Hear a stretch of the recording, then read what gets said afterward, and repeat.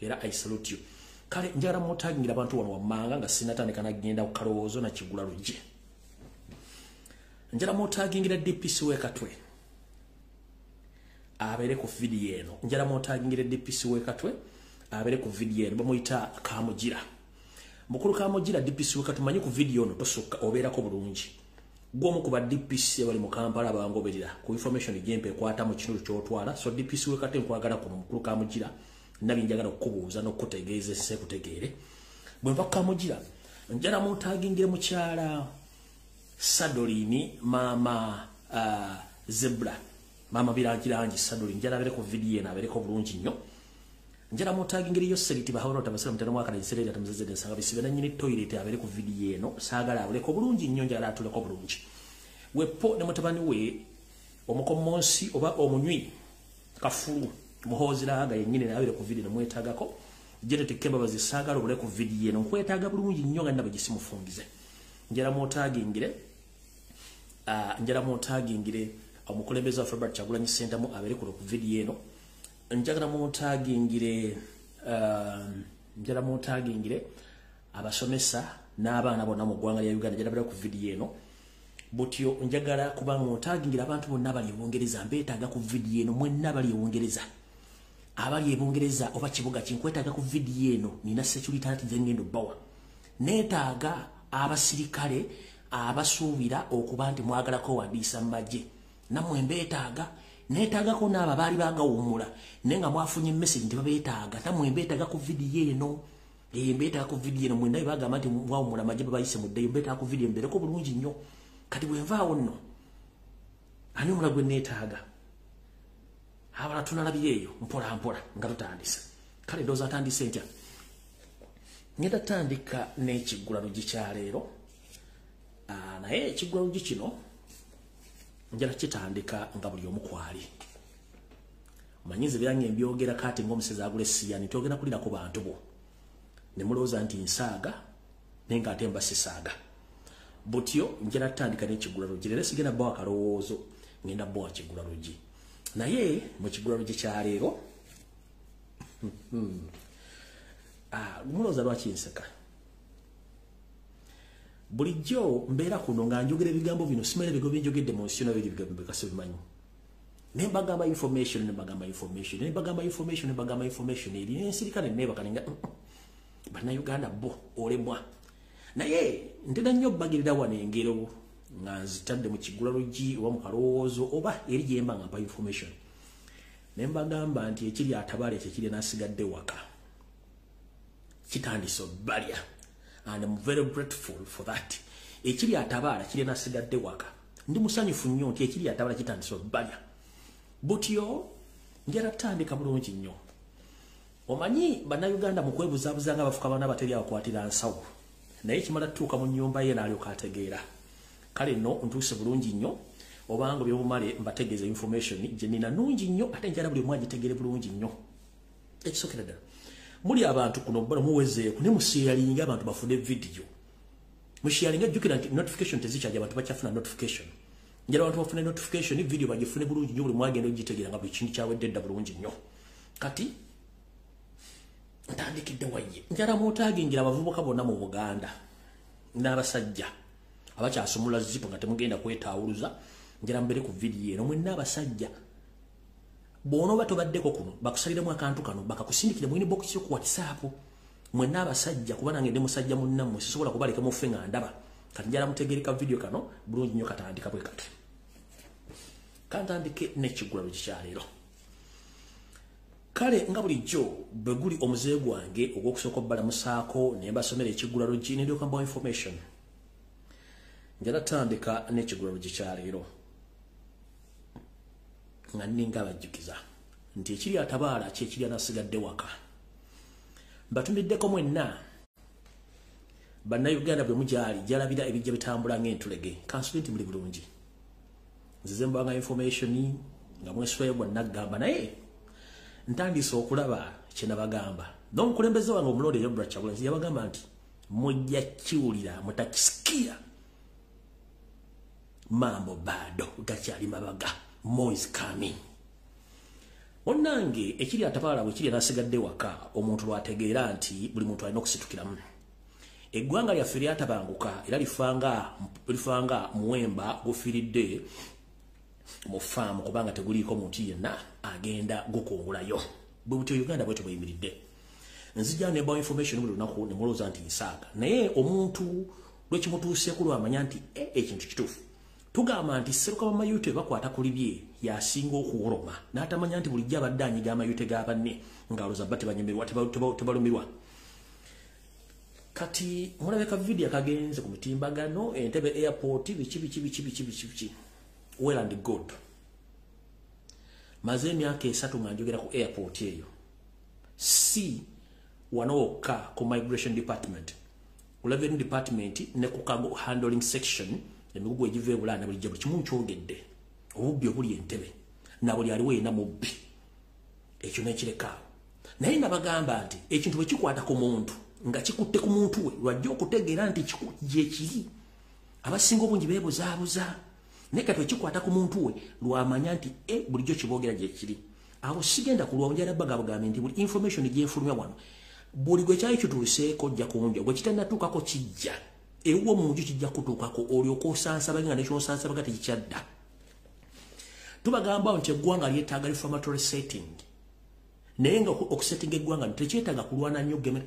Omuntu wali ogu nabagamba yo seri tibahabula otabasira mutano wakalesekezi nti yali muzeyizedde ensanga bisibe ebisigadde bina bijja kwekola. Emiranga njiwulidde kuva jjo ne ekizibu ekiriwo bannayuganda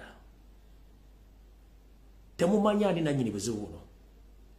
Yo seri yatwala fountain of honor yammwe n'atwala obuyinza bwammwe yabulina. Buli muntu yenna ali mu ministry ali mu district nga bappointing obuyinza bwonna buva wa Yoseri tibahabula otabasira mutano wakale kyensete tamuzezedde ensanga bisibe. Obubbi obuli ku kisaawe buli promoted and protected by Museveni himself, both in revenue, in migration department, ne mu cargo handling section, ne mu parking system, parking yard. Bono buli promoted and guided and protected by Museveni himself. So mwabaka bamukabe mpola. The only solution is kweyunga kumugendo gwa cheji tujeka basajja buli kimu kigenda kutereera. Gwe ne bono okaba wowi yaye wawe ekizibu tekigenda kuva kizibu gye Museveni kubanga kye kizibu kya byonna yakumi ababbi Entebbe yakumi ababbi mu Uganda yakumi ababbi wamu ne bono okaba nga gobanyize entwingiri stilo jakara nyonge kizibu kikyaliwo mukitegedde bulungi ekizibu kya Museveni. Ne bana ngo musajja akuba video ate simaye Museveni tuyambe mujja kunaaba kukwayoza kubanga sabuni wabika bingi waliwo ayoza waliwo n'anaabibwa. Kati bwanga mukyalemedde okutegeera ani kizibu kyammwe ate bw'oyita mukyanaaba nnyo kwayoza mujja kitegeera mpaka nga kikutuuseeko.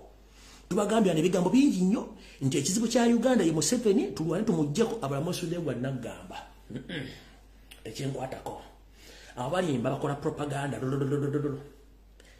naye propaganda amaze tuuka mu njuuyo n'olyoka omanya obuzibu obuliwo. Well and good luyera mu nnyindo tulina dwe kula fembi buli muntu kyokkola okimanyi okujja Museveni eddagala lya Uganda okutereera bwe tutajja Museveni buli mwabona biseera ne bono okola video kasambu mu lukaaga nga toyogedde ku kibi kiri mu Uganda nabandi battibwa nabubbibwa ssente n'ensobi zikolebwa omala biseera ne monojjamu engoye neweefungula ogenda kumala biseera okujja kungenda bwa solution one olunaku Munnayuganda lw'oluyiga nti obuyinza buli mu mukono gwo ojja kutegeera nti you have power. That's why the constitution ya Uganda ekugamba nti all power belongs to people.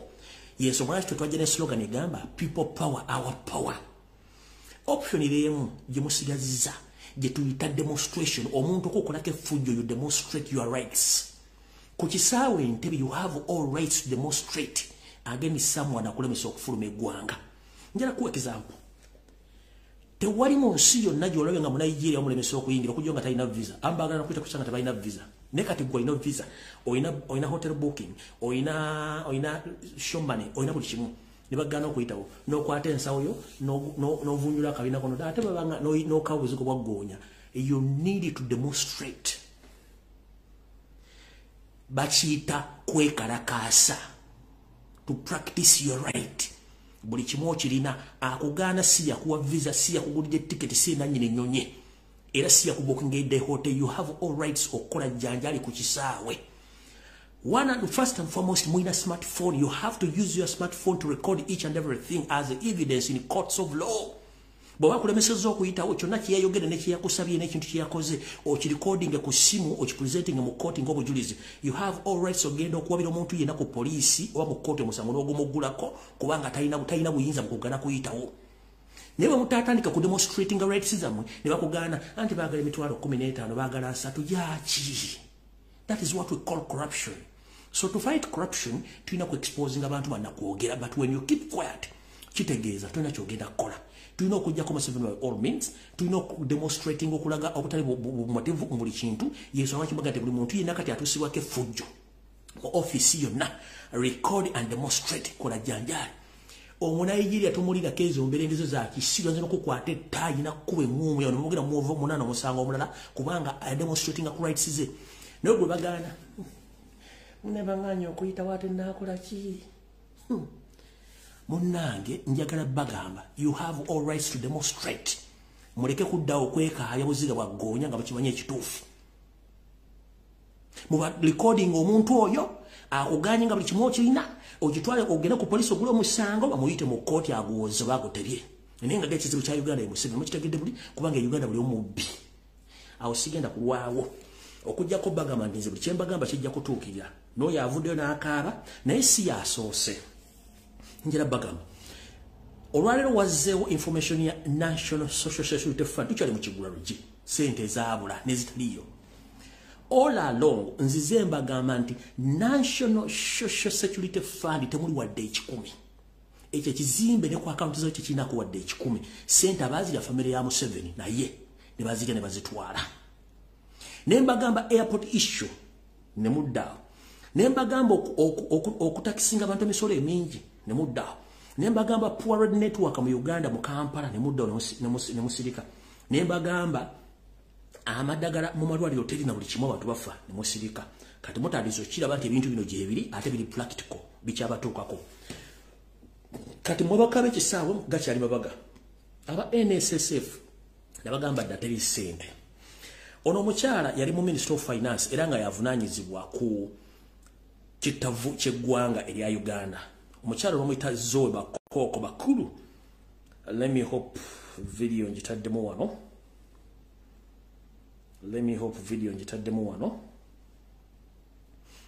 Ndyoke nkuddiyo osooka otegeere. Aha. Omukyala ono kasooka akunnyonnyole. Otegeera information gye mbadde mba all along mujja kutegeera. NSSF ekisookera ddala njala nnyo mwetegereza ebintu bino bannayuganda. Waliwo ebintu ebyateekebwawo nga it is impossible okubyejjamu nga National Security Fund kiri mu system olw'ensonga nti government yakiteekawo with the disguise okuyamba abantu naye nga yo yakimanya nti egenda kubbiramu ssente z'abantu. Toyina ngeri mukozi gy'oyinza kwewala NSSF. It's a mandatory. N'oba oli mukozi wa kampuni batali mukozi wa kampuni NSSF it's a mandatory. Naye nga bakiteekawo mwetegereze nnyo ebintu mbaga mudde musome bulungi nnyo. Soma ekintu kye bayita insurance. Gisoma ogyetegereza insurance kyeki. Soma kye tuyita National Security Fund okyetegereze kyeki. Ne banka ddamu ozeetegereze bulungi nnyo enkola yaazo n'emitendera yaazo nga tonnayingira kintu ekyo olyoka okyetegereza. Insurance ne NSSF enjawulo zero. Kati njala muwuliriza omukyalo Zoe Bakoko bakulu nga bategeeza. Naye nga bino bintu nabibagamba dda nga n'omukyalo tannagenda then tulyoke tugende ku information entufu tukyali mu kigula tetunnatandika.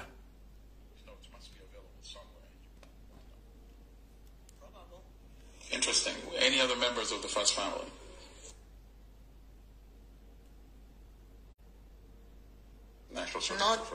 Not as far as I know, because you were the ministers. Yeah. What about other members of the first family? I remember also the office of the first lady sending the assistants from her office with cheats to me, and then telling me that you mean notes with the writing? Yes. And what would they say? She would say that I'm sending so and so to come and explain to you. We need resources. That yes, so that we can run the programs. Would they state the amount? No, but the issue is also again that the first lady has money which she should use for her programs. So she shouldn't be asking ministers for money. You mean she has money already allocated by government for her? Her office has funds. Then who would write these notes? of course, she would write them and send the assistants and say, please, can you? And would it be signed? Yeah. And people, obviously, some copies of these notes must be available somewhere in Uganda. Probable. Interesting. Any other members of the first family? Well, there was one son, too, of the president that I know. Not the one who is the commander of the special... he has many kids. He has very many kids, unofficial kids. You mean the president? Yeah. And this one particularly was working with Major Kakoza Mutale. His name was Hakim. The militia. What is his name? Hakim. H-A-K-I-M. And what would he want? He would come and say they want money to do their programs. That's how they put it. And you would say? I don't have the money because my ministry is the poorest ministry. And then he would be like, NSSF has a lot of money. He said, that's workers' money. I don't know where it is. So you were actually defying the first family? And you did not think this was risky? Well, if I had to do my job effectively and protect the funds which belong to the workers, I believe that it was worth taking. All right.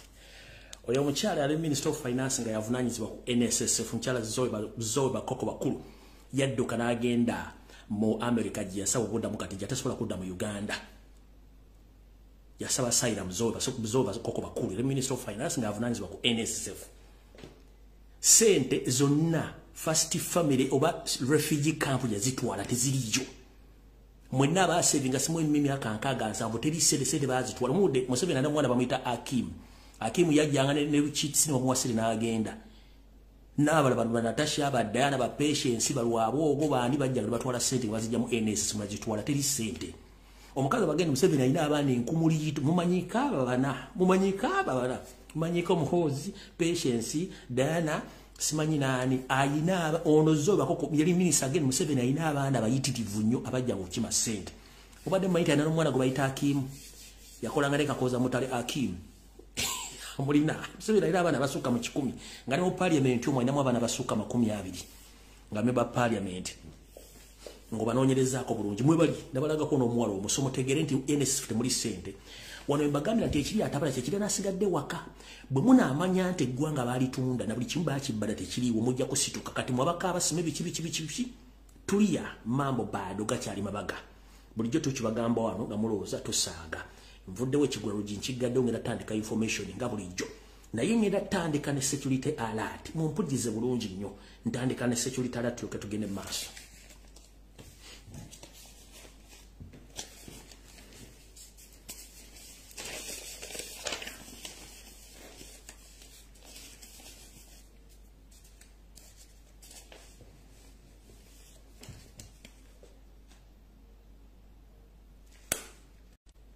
Ntandika ne security alert bulungi nnyo tulyoke tutandike video eyatulese bulungi nnyo era ntandisa ne security alert.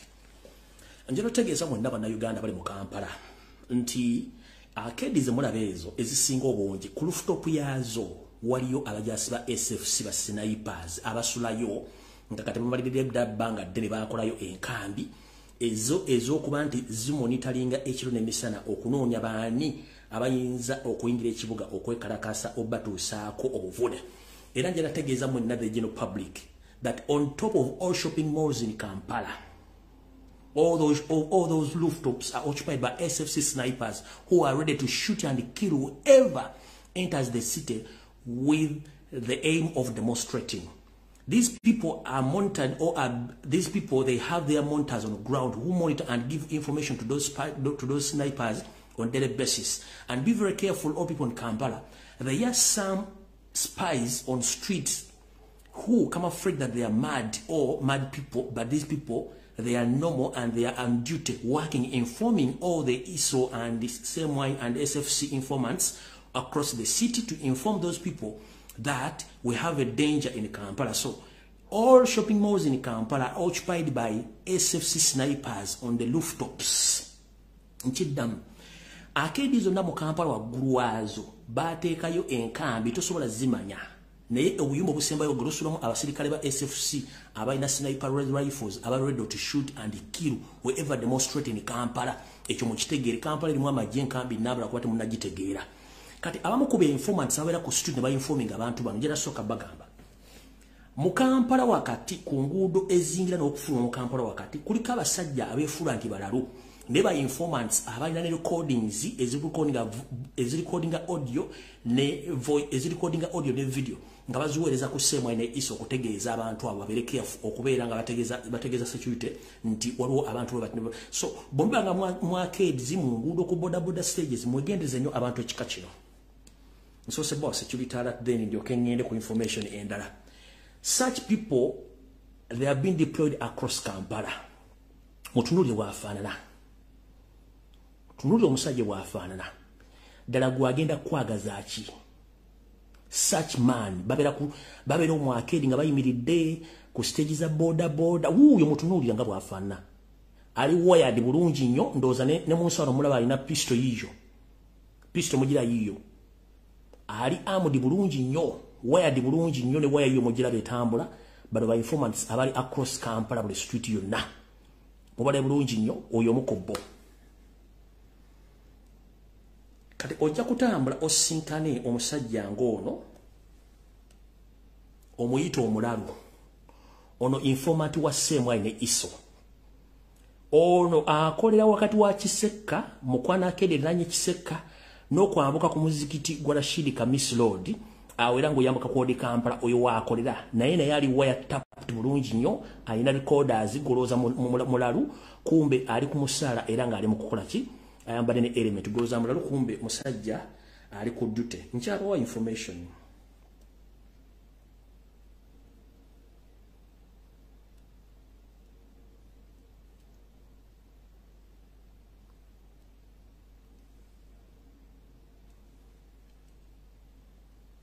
gwomulaba bwati bwafanda loza nti simbega kumbe embega yennyini aina recordings aina buli kimu kati bano bangi nnyo mu Kampala buli boda stage mwegendereze nnyo abantu bano bangi nnyo kambaddizeeko oli lwakyoya mumwetegereze bulungi ye ne waya zirabika ne pistols n'ekyokulanyisa kirabika bulungi nnyo oyo yenna atunula ng'embeera y'obudde naye atunula temujjireeri mumulaba yenna atunula ng'embeera y'obudde naye ng'atunula temujjireere oyo Kampala wakati kati bano ba informing abasajja abeera ku rooftops ne mu corners ez'enjawulo bategeeza nti ono gundi tumulabye ono bwati ne mulabe ali wired bulungi nnyo ne pistol yiyo ndoza mutegedde bulungi kanjala mwetegereze nnyo abasajja abo mu Kampala wakati kyenjagadde sooka obbagamba ku nsonga eyo alright kati yo security alert nje bategeeza mu nabali mu Kampala mubere very careful nnyo mu bitundu by'enjawulo abasajja abo mwe bali eyo njimaze njala genda ku ndala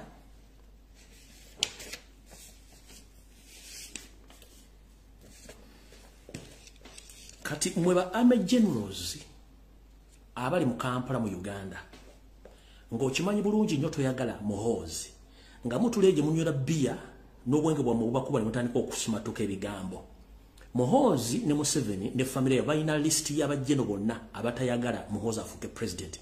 The fact is mula Museveni atambula bamala mukanika is not well off tali bulungi nnyo ayinza n'okubalukanga bomu so baagala kuzzaawo kodita nga bwe nabagamba naye tebasobola gizzaawo nga waliwo bajjeno batakkiriza Museveni so ku Sunday ero yenye gye tukubye emabega family meeting yatuula mu refugee camp Entebbe bano ne bateesa okutandika okujjawo bajjeno abatekkiriza Muhoozi meeting eno yatandika ssaawa emu yakoma ssaawa 3:45 byagenda okuggwa ngewedde ssaawa 4 so bw'omanyi nti oli jjeno mu magye ga Uganda naye ng'olina ekirowoozo toyagala Muhoozi kanirugaba be very careful gy'olya gy'otambulira gy'osula ebyojole mujja n'omwenge munywa bagenda tandika obbajjawo ekisooka bagenda kukozesa method y'obutwa accident oba okubalumba mayumba baga nti ababbi bazinzeeko amaka ne bakujjawo so mulinde guno omwaka abamuyinza okugenda mu ngeri so manti oli amejjenno oba oli kano nengo okimanyi Muhoozi tomwagala be very careful nnyo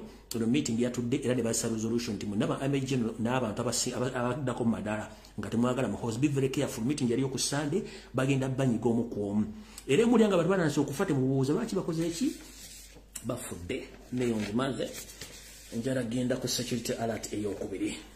Alright. Yoseri njala mutagingire wano Yoseri nagambye obereko n'omukyala gwe bayita Nareiso. Abantu bebongereza mu nambala musizaako buli kibuga kyonna gye muli kansubenti muli bulungi eno security alert yammwe. Ntegezeddwako nti Yoseri ng'akozesa ekitongole kye ekya ISO basindise abakazi 20 either balinnya leero balinnya nca bagenda tuka mu kibuga London ekyabongereza ng'omulimu gwabwe gwe basindise eyo kutandika ku diffusing abantu bonna ab'enkyukakyuka mu buli sekita wonna gye babalagiridde. Abantu bano bagenda kubeera nga bampisa bulungi nnyo naye nga bagenda kubeera mu bifo bino wammanga bagenda kubeera mu mabaala mu makyaki g'abalokole mu community yammwe ne mu kwekalakaasa sina kindi okujja okukola emirimu gy'abannakyewa naye nga bagenda kubeera nga bangu nnyo badaputinga bangu nnyo embeera bagenda bali 20 bawala bakazi strict basose kusindika bakazi naye already eri abali ku ground nga bali mu foomu y'abasajja so kati bategeeza mwenna bali Bungereza omuntu yenna gomula mu community nga adoptinze mangu embeera mwangu wakola emirimu mbategeeza basindisa abakazi 20 bebagenda okujja mu komite zammwe ekisooka bagenda kujja mu komite nga bamanyi ekyokukola kubanga afande Nareiso ono ye controller waabwe abakazi 10 visa bazifunye dda bulungi nnyo through Nareiso and the State House bagenda ku either tuduba tumolo balinya bajja Bungereza so mwegendezenya bali machachi g'abalokole mu komite gye mukolera emirimu gyammwe gye munywera omwenge gwammwe ne pate za mwe muzikulira mu kibuga London ne Bungereza okwetola wonna babasindikira abakazi 20 bagenda kuba bajja ku diffusing buli muntu yenna alimu akantu k'enkyukakyuka ekyo nakyo mukitegere bulungi nnyo nti balizeewo ne basindika abantu Bungereza. Kino kyavudde ku meeting gye basinkanyeemu abakulembeze mu ggwanga lya Bungereza naddala ababadde abagenze mu parliament n'abantu abalala bakyalemedde ku nsonga y'okukyusa ensi yammwe mwegendeze nnyo kubanga already abantu abasinga obungi information yabagenda so mwegendereze nnyo abantu abagenda bajjamu abapya baze 20 visa bazifunye dda. Eno security alert yasemba tugende maaso. Nkubira omulanga obutakungula eri abasajja abaganda n'abatali baganda nga muri Buganda. Basebo nkimanyi nti waliwo osobola okwerekereza ebintu byonna noterekereza kiwojjolo. Naye waliwo kye mutamanyi ekigenda maaso mu Buganda. Batata mbasaba. Eno security alert yasembayo. Yoseri tibahaburo tabasula mutano wakale kensere tamzeze sanga bisibe na nyini toilet. Nemutowe Pilato bali nenteekateeka nnene namotayi kanziza ngibagamba nenga mugibuusa amaaso. Mission yaabwe eyokubasiiga sirimu tennaggwawo. Wetwogerera abawala kaalaala abanyarwanda abaava mu Rwanda abali mu Kampala Mukono Wakiso n'ebitundu bya Buganda abasinga obungi bonna balwadde bakirwadde kyamukenenya.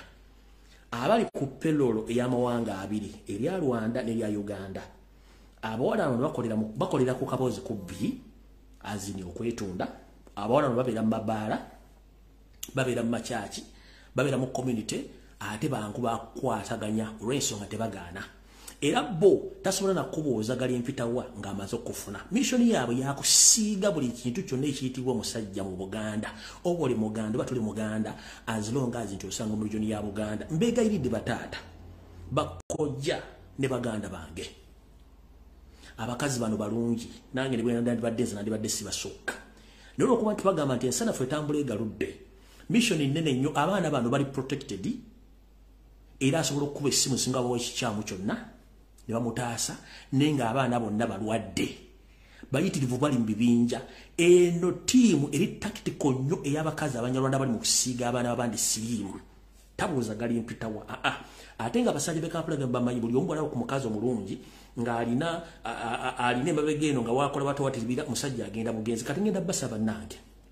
Mission y'abala abasajja okuba tampanvu nnyo muyinza okuwulira nga ayogera olugero olutasoboka naye nga lusoboka. Mwabeera mu mabala gye munywera bbiya ne mutandika okulaba TV nga zeewunzise mukimanye nti omukazi gw'okwata kutu n'otwala naye ng'okimanyi nti gw'okutte kutu mukazi kaalaala oyo ogenze na sitaani lagenze kutta. Nkiddamu nga nfundikira security alagende ku information endala mbaddamu bategeeza please mweberemu basajja bali mu Buganda mwena nga sawudde mu ggwanga. Mission y'abana abasajja babiri Pilato ne Muganda Museveni yakusiiga baana ba bulenzi bonna empitambi eyamukenya era nga mission ekyagenda maaso ngenda basaba either mubatwale mbakebere oba mwambale gali mpitawa naye ekitali ekyo wallahi tugenda okumalako omwaka guno n'oguwedde naguli ogubadde babege emyaka 3 mujja kunga obukadde obuli busatu obasajja mu Buganda bona busize empitambi ate nga temukyadda jukira obulwadde tebuli reversible tebuddayo ne bwokola ogenda kufa nabo so ngenda bategeeza mwenna abaana b'obulenzi basajja bakulu basedduvuto abagala okujja ebiwojjolo byobera ndi mu ggulu binaabawo mwewumuzeeko otherwise bagenda basaanyaawo naye ogwange ngukola bwentyo ebisigadde mumumanyi babeera mu mabaala babeera mu restaurant babeera mu bivulu babeera buli wamu ne makanisa gye bali bw'otwala osika kutu kumbe wotwalidde sitaani agenda okukusaanyaawo security alert nzimazeeyo kati njala genda ku information eyandese kuba bude tulina butono nnyo ate nga information nina nyingi. Alright,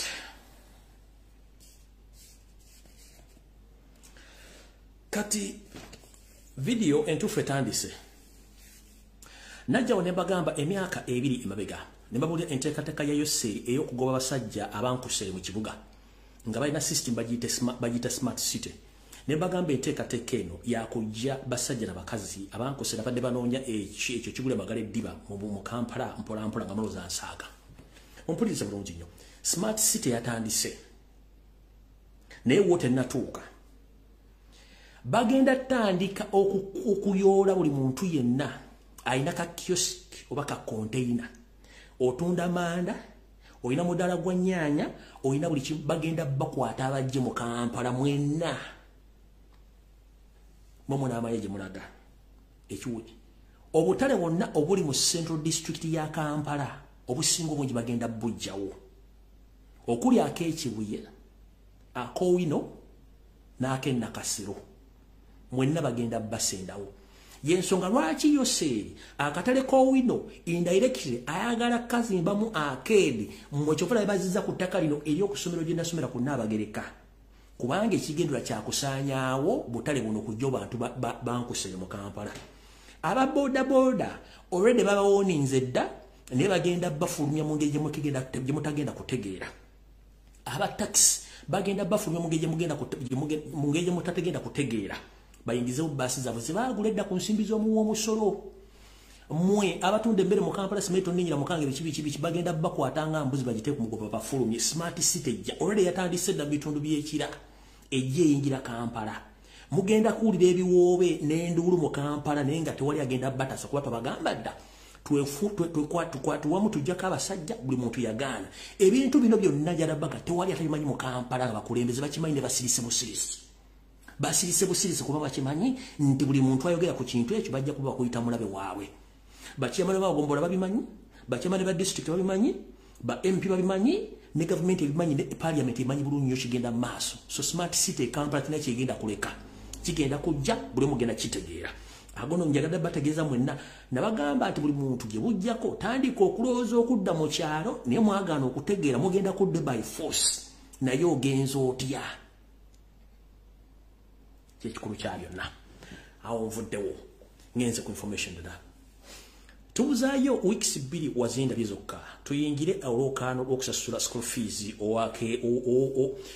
tuyingire olwokaano lw'okusasula school fees ow'abaana n'abazzukulu bonna naye nabagamba mission endala egatta ku smart city gye bayita bonna baavuwaze ng'eyita mu kusaanya bizinesi z'abantu wepo n'okubalemesa okukola bw'obanga tubuzeewo weeks 2 okwolekera school fees njala kubuuza ba DPC okwetoola Kampala kiki ekimuwambisa bodaboda z'abasajja n'abakazi nga bodaboda esinga obungi bitundu 7 ku buli 10 ziri ku loan ensonga kubanga namwe munoonya school fees ne muzinonyeza ku bantu abaavu njala bagamba sofa bwe twetoola Kampala kabakawamba bodaboda ezigenda mu kakadde naye bodaboda bakwata ng'olina yawo kumpi akukuta agala emitwalo 3 wa polisi agala emitwalo 5 bw'otagita ku breakdown agala emitwalo 10 bw'esukka bakwadde negenda ku polisi ojja kweyongera mu mitwalo 5 gijjayo so sofa bakwata bodaboda eziyingira akakadde okwetoola Kampala naye nga mission yaabwe yakwavuwaza bantu bano kubanga abantu bano abasinga obungi boda za loan ate kubafunira school fees eziwerera abaana kati bobanga toyagala abaana babantu basome kitegezo na bajja mu business automatically abaana batu bagenda kusoma kyekigenda maaso so mwegendereze nya boda namwe nabawoninga dda mu mirimi gyamwe mwegendereze nnyo kyekigenda maaso ekyo nakyo kimaze ngenda genda ku information endala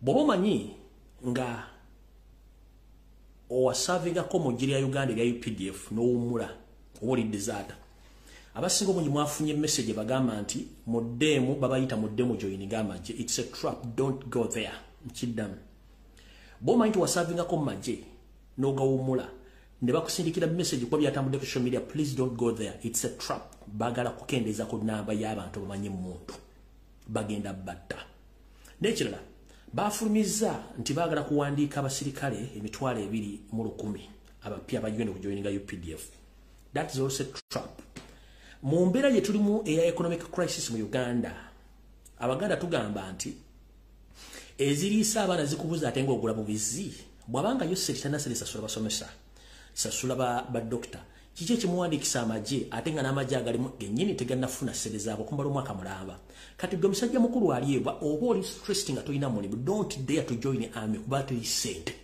bagala kendeza abantu balina interest mu kwagala okugenda mu combat bagala kendeza namba y'abantu abamanyi emundu kati gwagenda njala soka kubuza already UPDF tenafuna sent for one good year ate bagala kuwandika emitwalo 210 egy'abasirikale it's a trap bagala batta kubanga tebalina sente bagenda basasula ezirisa abaana zikubuze ogula bubwizi kati musebe talina sente sasula maje ate awandika maje soka webuze mu ku mutwego lwaki bawandika amaje nga ne UPDF tena musala soka webuze ku mutwego kyekigenda maaso kati chonga kimaliriza njala mbere bantu bakulu era nga mulozanga abantu bakulu gwagenda nga nkugambye it's up to you bofa baba tabajja kuziika munze mwegendereze nnyo bana basajja tebagala nga kuwa n'olunaku n'olu mukitegedde bulungi nnyo so njagadde mbategeeze n'ekyo tukiveeko tugende ku information endala eyatulese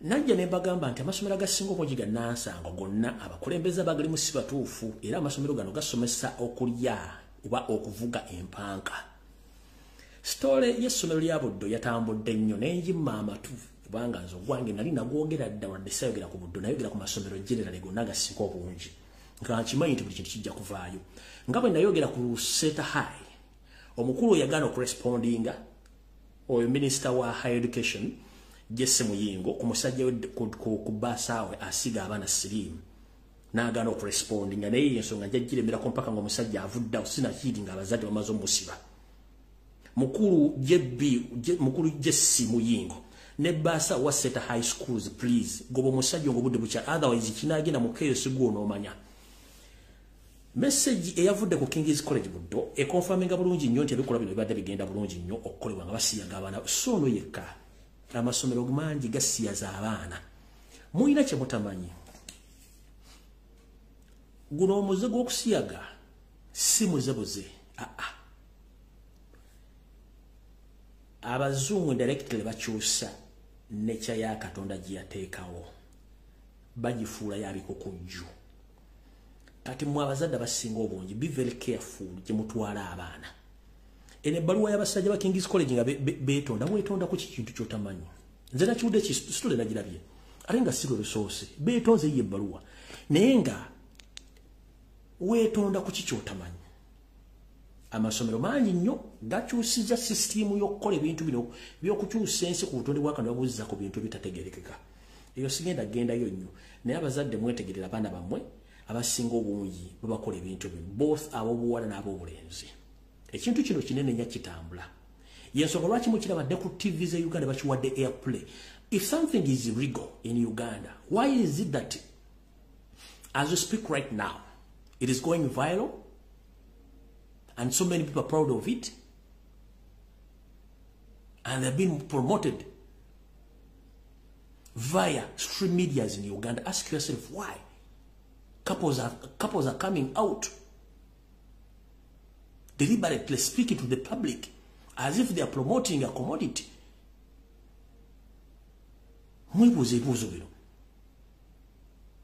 kiriyirigo mu Uganda gulimu nganti bagati banonyo mubbi ne mubbi ali ku TV bagati zidi mubbi nawe waguniza nabyo nawe ulinze nabyo ninga ali ku TV ninga mukimendi mubbi no musango tegukirizwa kubera mu takizwa kubera ku TV ninga kati gali ku TV ayogera tekikwamu bibuzo obuuza kiki ekigenda maaso mu nsi muno kale no bazadde mugendereze nnyo ensiga mugira basiwe eri ensi egenda ekyuka probably tuyinza okuba nga tulowooza nti ensi wetugira buli siwe eri waliwo ekintu ekigenda ekitandise okukyuka mpula muzuukuki ensi evagwada bagamba omuzungu watwagala ffe abadduga ffe tugenda okwetuusaawo self destruction bakiyita self destruction omuzungu yakutuninga then gwe ne weetuningira ddala kyetuyita self destruction wejja wekka ne wejja wekka nga takukuteeka okuba yakutuninga one ekireta ebintu bino ekisooka ekisakana tulozinze moral ekyokubiri obwavu bukontubisa ekinene nnyo ekyokusatu okwagala okuzuula naye tuleesa obuzibu ekyokuna tetufuddeeyo kumanya kiki nabutya nakiki naddako ku bintu ebimu buli muntu walabira ekintu wakireka kyekizibu kyetulina naye nze ogwaye nga bamubwa nti ngukoze sigenda kulekana nammwe mbagambye ekyo nkimaze ngenze ku information endala nzize mbagamba nti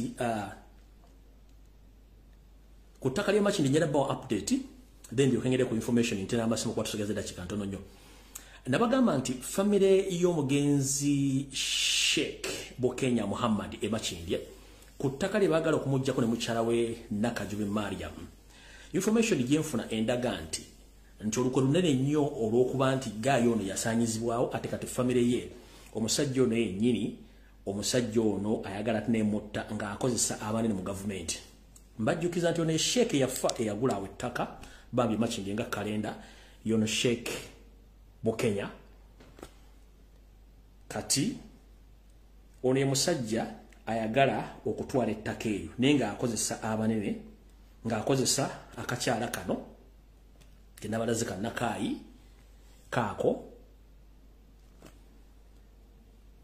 ng'akozesa chairman Wakayamba ono chairman Wakayamba oyo chairman Wakayamba yomu kubali mu nteekateeka z'okutwala ettaka eryo kati ekintu ekirembadde mu manyi kyembaletedde olwaleero ye DPC w'Ekatwe DPC w'Ekatwe ono Kamugira DPC w'Ekatwe muganda wa Abel Kandiho Lubakyoya eyali akulira Ssemwayi ono Kamugira ye DPC ali mabaga w'ettaka lino era yagambye family eno kyemuzanyirako temukimanyi ettaka mujja divaako oye Kamugira DPC w'Ekatwe muganda wa Kandiho Lubakyoya ndoza mulaba embabo nazibalinga za gonya ono yagambye family eyo ettaka mujja divaako musaaga omwami ono ngenda bazzayo kemabega ono mwami ye Kamugira DPC w'Ekatwe ono nno muganda aliko Luganda ku Kandiho former Ssemwayi boss era relative we era ono tagambibwako okwetoola Kampala yonna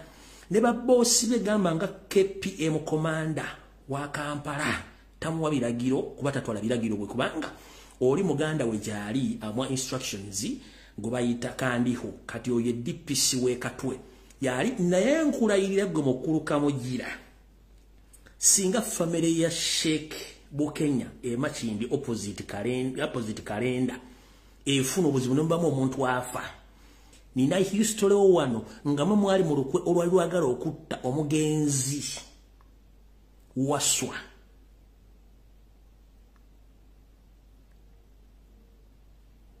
era mwamulumbako ne ku ttaka lye n'abakambuwalira history doesn't lie mungenda balagono Kamugira waswa kasiri eggwanga waliwo nga weefudde ng'akabwa akasibe ku ggaali ulira in the police, you've come to dig something, show us the fucking dead body. I fought a war. I've been in the army for 41 years. I know what I'm talking about. I'm not a stupid idiot. When you are stupidly wasting our time, government, we invite you. Invite me where? Invite me where? You're a fucking policeman. I'm an officer. Yes, sir. Dig the body. Dig the body. We didn't invite you here. Dig the body. We want the body.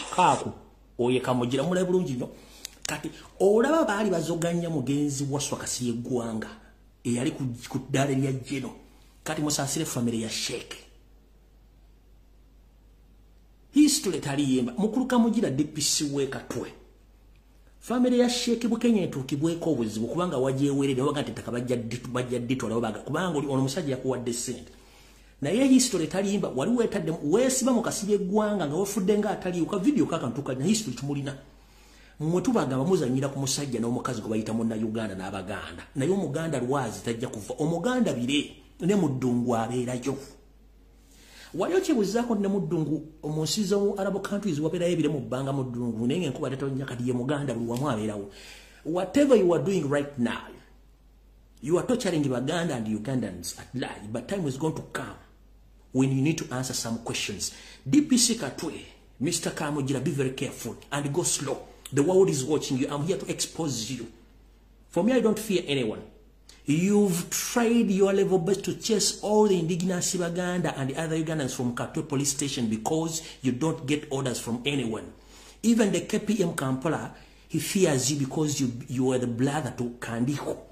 But please, your time is coming. But if anything happens to the late Sheikh Bukanya's family, because of the match in the land, you'll face it, love. We have a history.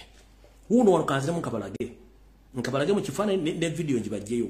You know one, ye DPC kati. Ne mukama wa KP tamukiriza, tamuwabiragira wuju. Oyagala okujjawo family n'okuyamba ko musajja okutwala ettaka ly'omusajja. Kati kambadize akatambi kano.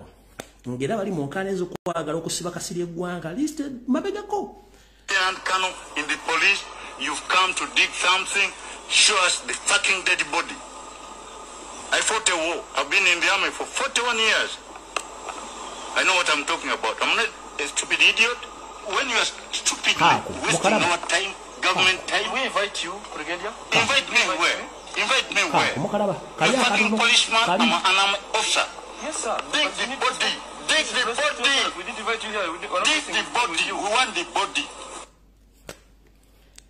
Olubali bagenze ku ttaka ly'omuganda wa mugenzi Kasirye Gwanga bamugamba nti batadde kufamye kwaliko emirambo n'abagamba dig the fucking dead body ku ttaka lino mumuzanyisa nabaga you are just a mere DPC mu kati kano kaboyi kalimu kansokenzanya ka video kano ka video kabalaze segala muddamu mukulu Kamugira muganda we kandiko sicho ense kutegedde ogobeseza ba police officers bonna Katwe ku police station muri mikwano gyange no bagobesa bonna kabere muganda kabere mu Lugwala oyagala obanyarwanda banno because we know you're working under the conditions of Museveni and your brother to chase all the indigenous Uganda from police. So many police officers have resigned from Katwe police station because of you.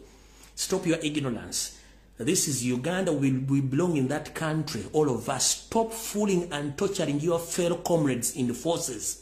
You are not above the orders. You are not above the law. Ne family ya Sheikh funo buzibu kutakero. Nku exposes ne kutse kulaba kulanda kuliga abantu tuseme ku mibimbi meka. Kulika abalaba wele mitwale 5 ngati bakonye muti balaba video oja kitegera nti sijja kutegera. Ne boli duka ludda tujja kufuna.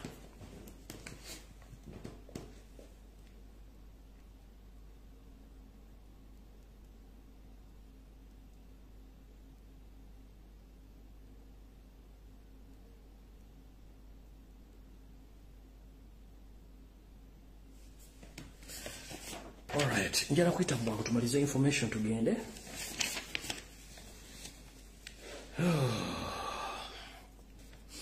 Ngabe mbajukiza nti mu Uganda mbajukiza tulina syllabus 2 is education eri information egivuddeko. Njala tegeeza baavu bannange mu Uganda muzukufuke kumukozesa ku mitwe gyammwe. Njala bategeeza mu Uganda tulina syllabus 2 ez'ebyensoma mu Uganda. Mu abazadde abanoonya ssente ku makya ne musomesa abaana babwe. Mubasomesa volongoto teri ajjafuna buli mu Uganda kubanga Uganda erimu ebiwayi bibiri mulimu ekyabaavu n'ekyabagagga kati abagagga balina syllabus 2 ebintu bana bye basoma kasasiro abasoma ku international level ku masomero ga Janet ne family ye batandika ng'ennaku z'omwezi 9 omwezi ogw'olubereberye omwaka 2023 bali mu first bali mu second term nga ne basoma ebyanjawulo nnyo ku bye musomesa abaana ba nkiddamu. Tamu ya international schools Janet amasomero gatwala yatandika ennaku z'omwezi 9 omwezi ogwa January 2023 it's a second term. basoma totally different syllabus kuyamu abana gye basoma kati muddawo muwereza abana muwere tebasobola kufuna mirimu nenga abana basoma ekintu kye bagenda okukola ate nga bagenda kifuna with immediate effect gana amasomero g'abana abantu ganjawulo nnyo ku gammwe kati weerera ng'omanyi nti oweerera nenga temanyi kye bagenda kufuna kubanga tulina syllabuses 2 kati mutegere bulungi Eyawa ettamu yatandikira ku z'omwezi 9 January 2023 muyamu agenda tandika nga 3 ekomekereze nga 9 January February mwoza mulina ensensi bagitwala dda bajawula mudda kati mwe muddaawo manyi mwebuzabuza nga bafuka banaaba alright ente z'ekalamoja nazibagambye abakalamoja nazo information bagifunye ente zabazitwala South Africa famu najibalaze video najibalaze mukulu w'amafosa ne kampuni ye ya mutabani wo bali mu kutwala ente z'abana Uganda bazitunda South Africa zita ku kisawe ekikadde kya UN nezigina paka South Africa kujjo kisabagambye nti amount basente bagula ente emu gye bajje Kalamoja mu Uganda egula akakadde kamu n'ekitundu akarandiza South Africa azimanyi zivundiro gye zibulira abantu awo ate ente zino bwezituuka ku faamu Ramaphosa ayina crossbreed z'akozesa nga azigatta n'ente za Uganda ez'Abakalamoja n'azikola crossbreed n'emboga eziriyo ne muvaamu breed ira otetegereka ne bagitwala bagiteeka mu national parks za gwanga erya United Arab Emirates ekyovola nti abasajja bali kati bakolayo national park oba game park Eyawe nga basinzira ku bisolo ebiva mu Africa ebimu biva South Africa ebimu biva Uganda nenga ate waliwo crossbreed farm eri mu South Africa era nga basinzira ku nte zaffe ne buffalo ziri South Africa ne bakola kye tuyita crossbreeding ne bajjamu ze baagala bazisindika mu ki ne bazisindika mu United Arab Emirates yensonga lwaki mbaga ebintu bino video najibala zisakala jibaddiramu ente gye ziraga kubanga muyinza okuganda musajja ono tugamba information njera kale kambaddemu katono nnyo tugende mu maaso katono nnyo kambaddiremu katono nnyo wano mutegeere zezino amawulire gano in fact bagogerako ne parliament ya South Africa ne gasirika gaago ezankole kawo nte zino nkalamoja zebajje Kalamoja zonna kati ka video ke kano kankabazenyire mu katono mukategeere musoka mutegeere bulungi nnyo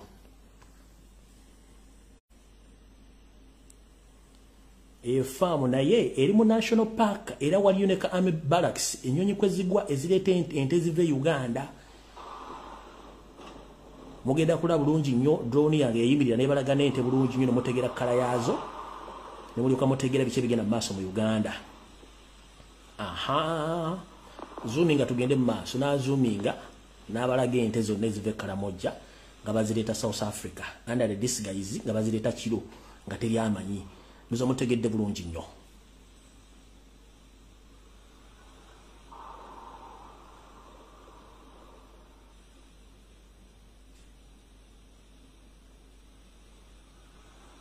entoli gisanga kwa Lujjazira simanyi CNN simanyi ABC tojja bisanga yo wano wokka ente zizo nteza muzizo oziraba zizo nteza muzizo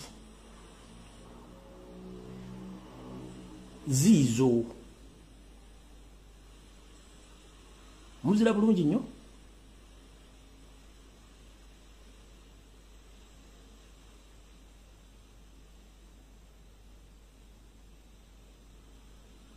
zizo nteza mu Kalamoja kati awo nvuddewo saagala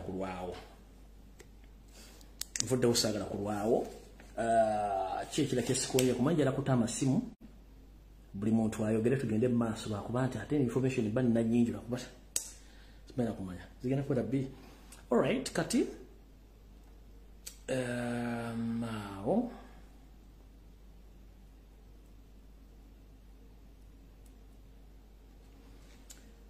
nga sinagenda kukiddako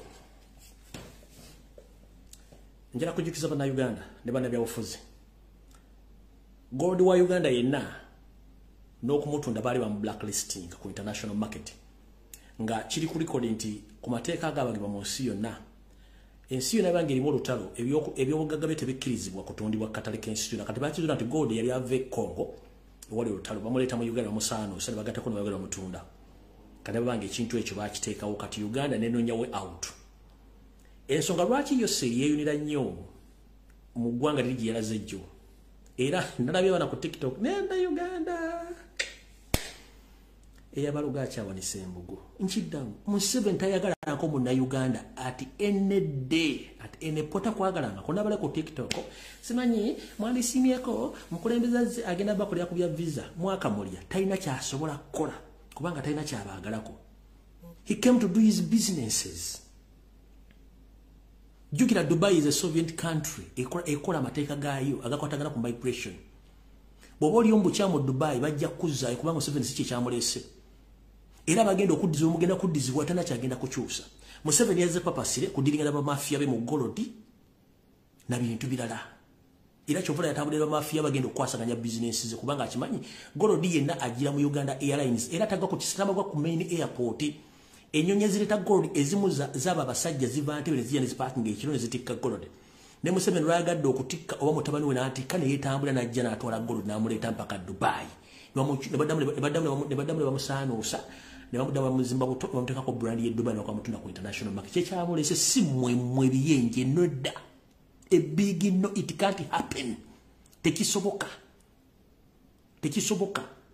Mu kifo ky'okwefaako tulwanire eggwanga lyaffe buli kikozesa mu Uganda kibenga kyammwe kyabannansi basimanye mama yazze watagenda kulwana mukugambye ayinza okuba yazzeeyo baddayo nkya.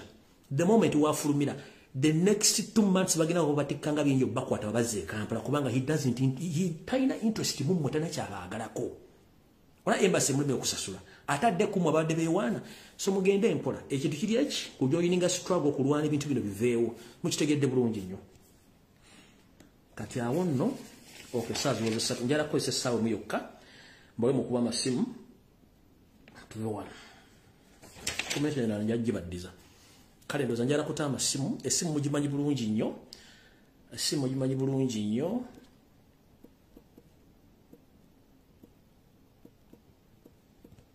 WhatsApp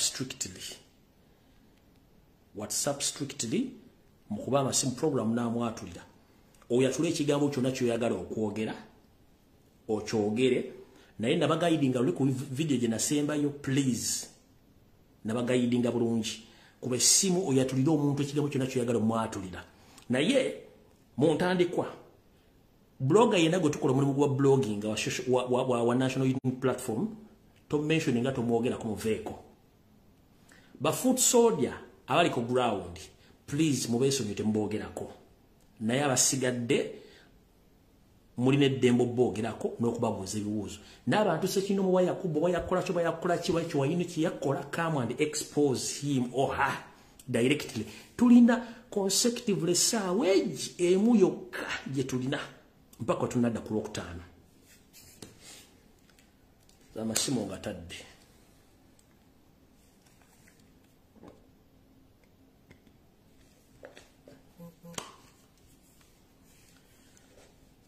Enamba hiyo jipininze.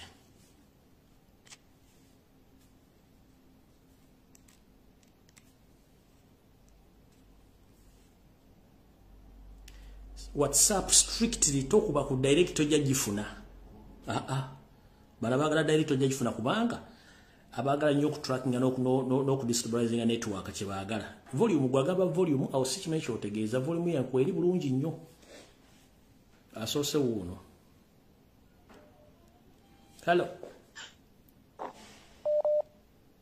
Yeah. No. Kale nyaba nawe jebaleko.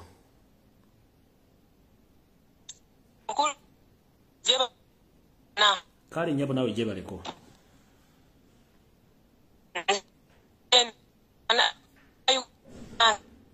Network kale tajja kukiriza kwogera bigambo abantu babiwulire. Hello.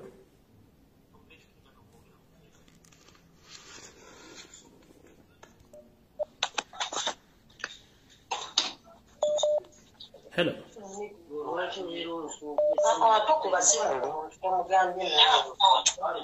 Bana akubye essimu yogera munnange tugende.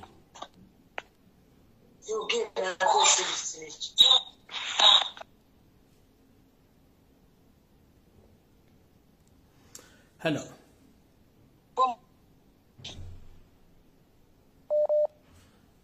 Triple 8 Teresa network ayo.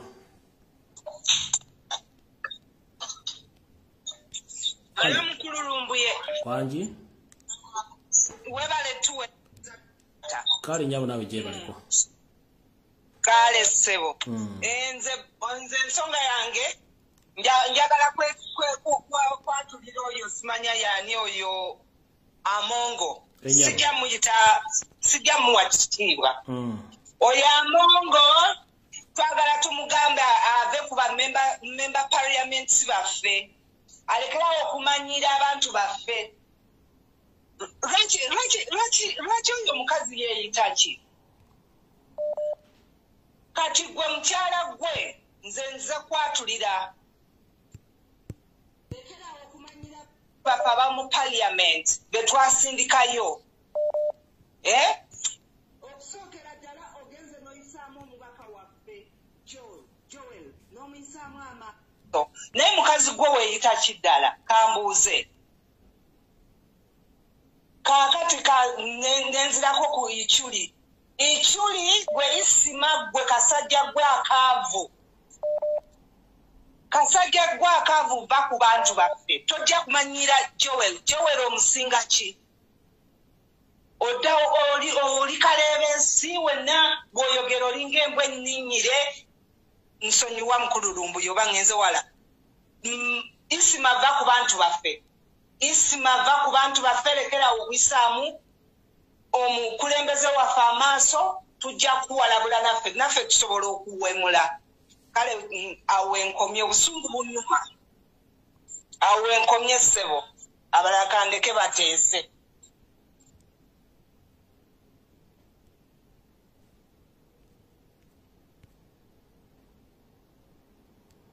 Hello.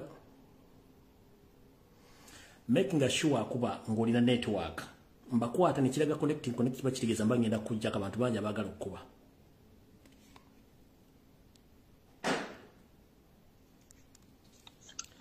Hello teacher Lumbuye. Wanji? Nze ensonga yange gyenziza okuleeta wano ensonga yange yaya sigenda kwakukira manya. Mulinde katono waliwo kyesifunano bulungi sokoleke.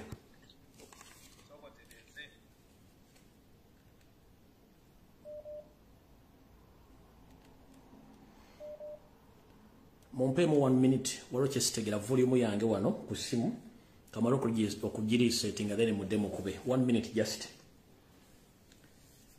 akuba making sure ngenda basaba omusajja temuwabudde kubanga omulimu ogumusaasuza bamuteekawo kubeera ku macanga ayogera ekyo temuwabudde muleke temumwogira nako don't waste your time on that man temuwabudde mumuleke ayogere kuba gwe mulimu gwe ensi emumanyi kikyakola in fact ekyo kyakola akikola kubanga alina ekikola ensonga nti gwe mulimu gwe baamuwa watagukola ajja kusibibwa alina ebikolobero bingi so temuwabudde muleke akola ekintu ekyo so temuwabudde bambi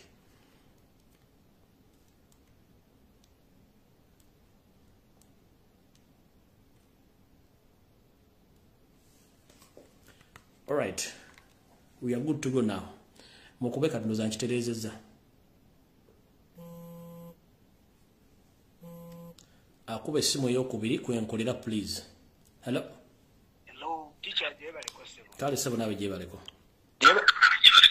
webale kuweereza mukama wawe bale kukuma wenja tulira abasajja bana abasikale basusse okwata boda waneekira bakutte boda buli kanaku bayoola okwetoloola Kampala yonna zamanya gange bampita Solomon eruweero yonna abasajja abanyarwanda bazinzeeko ettaka babba abantu bane bannayuganda muzuukuke bannange muzuukuke era n'ababaka baffe Joel Ssenyonyi n'abalala mubalowoozaako kyababaka Mathias Mpuuga enkwe zibasusse nnyo bannabaganda lwaki mwebase lwaki mulyamu Obuganda olukwe kabaka waffe tali musanyu abavubuka aba boda bannaye muveemu okwagala okulya obusente bwa Museveni naye muhozi project yatandika okugaba buno obupikipiki bwa city muzuukuke bannaye muve mukwekiriranya n'okwagala ebyamangu mpuuga abeewo ekikolebwa abantu baffe bave mu makomera Bolivia Lutaya bamachete bonna temuboogerako lwaki mukusa embuto zammwe n'okulya ku mukabaka waffe olukwe tiche ekirala abanyarwanda basayensedde ettaka okwetolola okutandika yonna Luweero okwambuka yonna Nakaseke Museveni yonna abayeeyo banne bannayuganda muzuukuke n'abo abapoliisi abawambye piki zaffe jjona wano yonna ekira nga bakozesa nti no beekwasa ssente nga bakuggyako ssente kumbe mwe babbira abantu. Era twongera ticha okulajjanira ffe ng'ababooda abantu bazuukuke. Uganda eggwawo olw'omusajja Museveni nakyemalira. Kale tweyanzanye. Kale kuweereza ticha kumata kumina. Wanjisebo? Tweyanzanye sebo. Ese.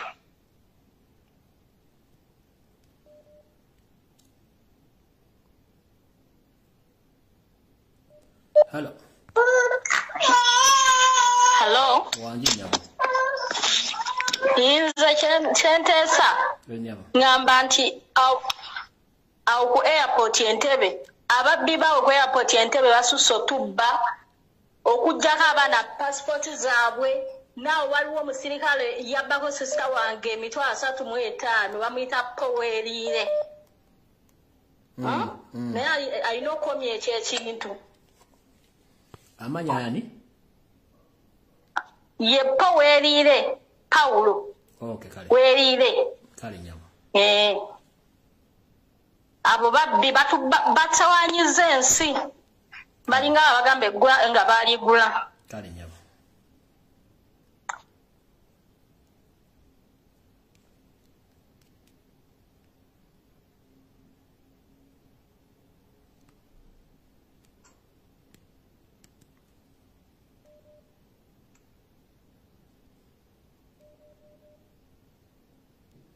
Hello.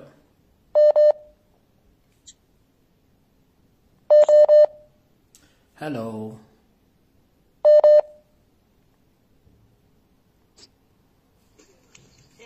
Wanji nyama. Wasibya kya sebo. Wasibya bulungi nyama wasibya otyeyo. Bana esigenda kwogera linnya naye nze nkubye okwatulira ab'amalwaliro. Wagenda n'oyogera ku nsonga y'abana abantu abaleka abalwadde ne bafa ne babajjamu ebitundu. Simanyi oba nagana amalwaliro kye gabala naye nagenda mu ddwaliro munnaffe n'agenda n'asooka muganda wange gwe natwalayo yagenda ali lubuto. Naye abasajja abo baatuleka omuwala gwe natuusayo nga mulamu. Abantu omwana n'atandika okuvaamu omusaayi ne tulaajanira ow'eddwaliro ne tulaajanira abantu ate nga malwaliro manene nga malwaliro ga bbeeyi. Simanyi oba baali balinze afe batumbe ebitundu bye eby'omunda simanyi oba okiwulira.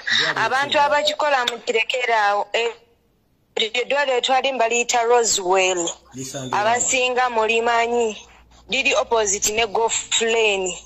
Kale tweyanze nyama. Opposite ne golf lane. Then neddala abatukuba ebidagala ne tuvaamu embuto eddwaliro baliyita Independent, Kampala Independent. Mulimu omudokita Muyitale, bannansi bana Uganda, omuyitale tamanyi Luzungu ayogera kino bali bakola kiri bannanga amalwaliro ago bakyuseemu. Kale nyama.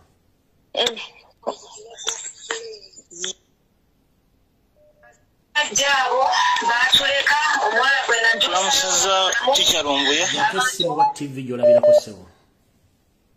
Nga njikeko eddoboozi. Eyita mwangu yita ticha. Okay. Ticha njagala okwatulira MP Joyce Baagala ekintu kyayogedde. Tugoba nguzi mu nsi yaffe, tugoba kujjako bukulembe bufuzi obunyunyusi bwa Ssekukwa Mama Yuti Ssewajja okwota Museveni. Omukyala Joyce Baagala yagambye abantu be abamulonda musimanya mbu Ssekukwa Mama Yuti bw'aleeta ssente mubazirye kubanga mu ssente zaamwewa musu. Ekintu ekyo kivumirira. Ekintu ekyo President of His Excellency Kyagulanyi Ssentamu kyasiba avumirira ebiseera byonna naffe tukivumirira. Naye ssebo omukyala yavuddeyo ng'awalampa abaana musimanya mbu bamusaba bamene nti abaana balemesa pulogulamu nakyemaliro ez'okutama. Teri mwana n'omu ayinza kulemesa kukola luguudo. Naye omukyala Joyce Baagala yavuddeyo n'agamba mbu ssente abazirye. Toyinza gattika sitaani na Katonda. Kankoma muganda wange n'abala bateese.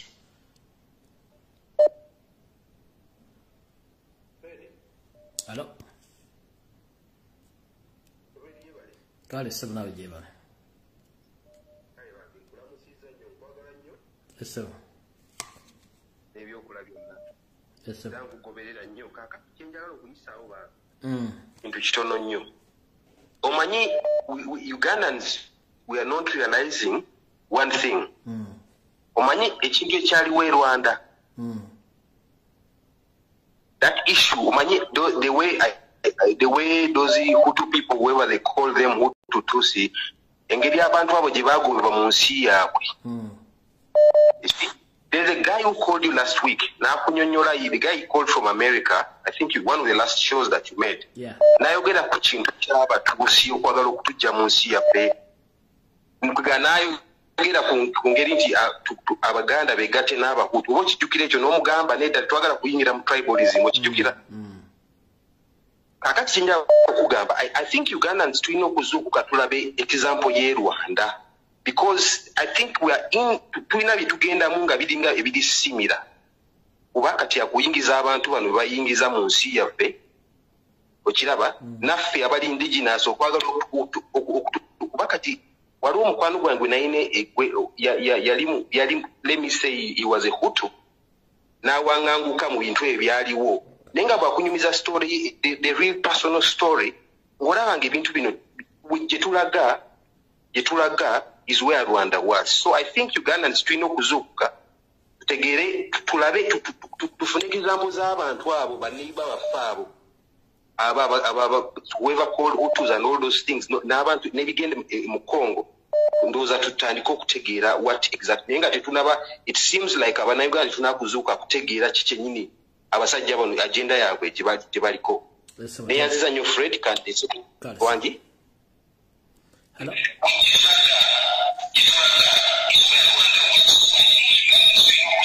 Yakot TV obesimu please.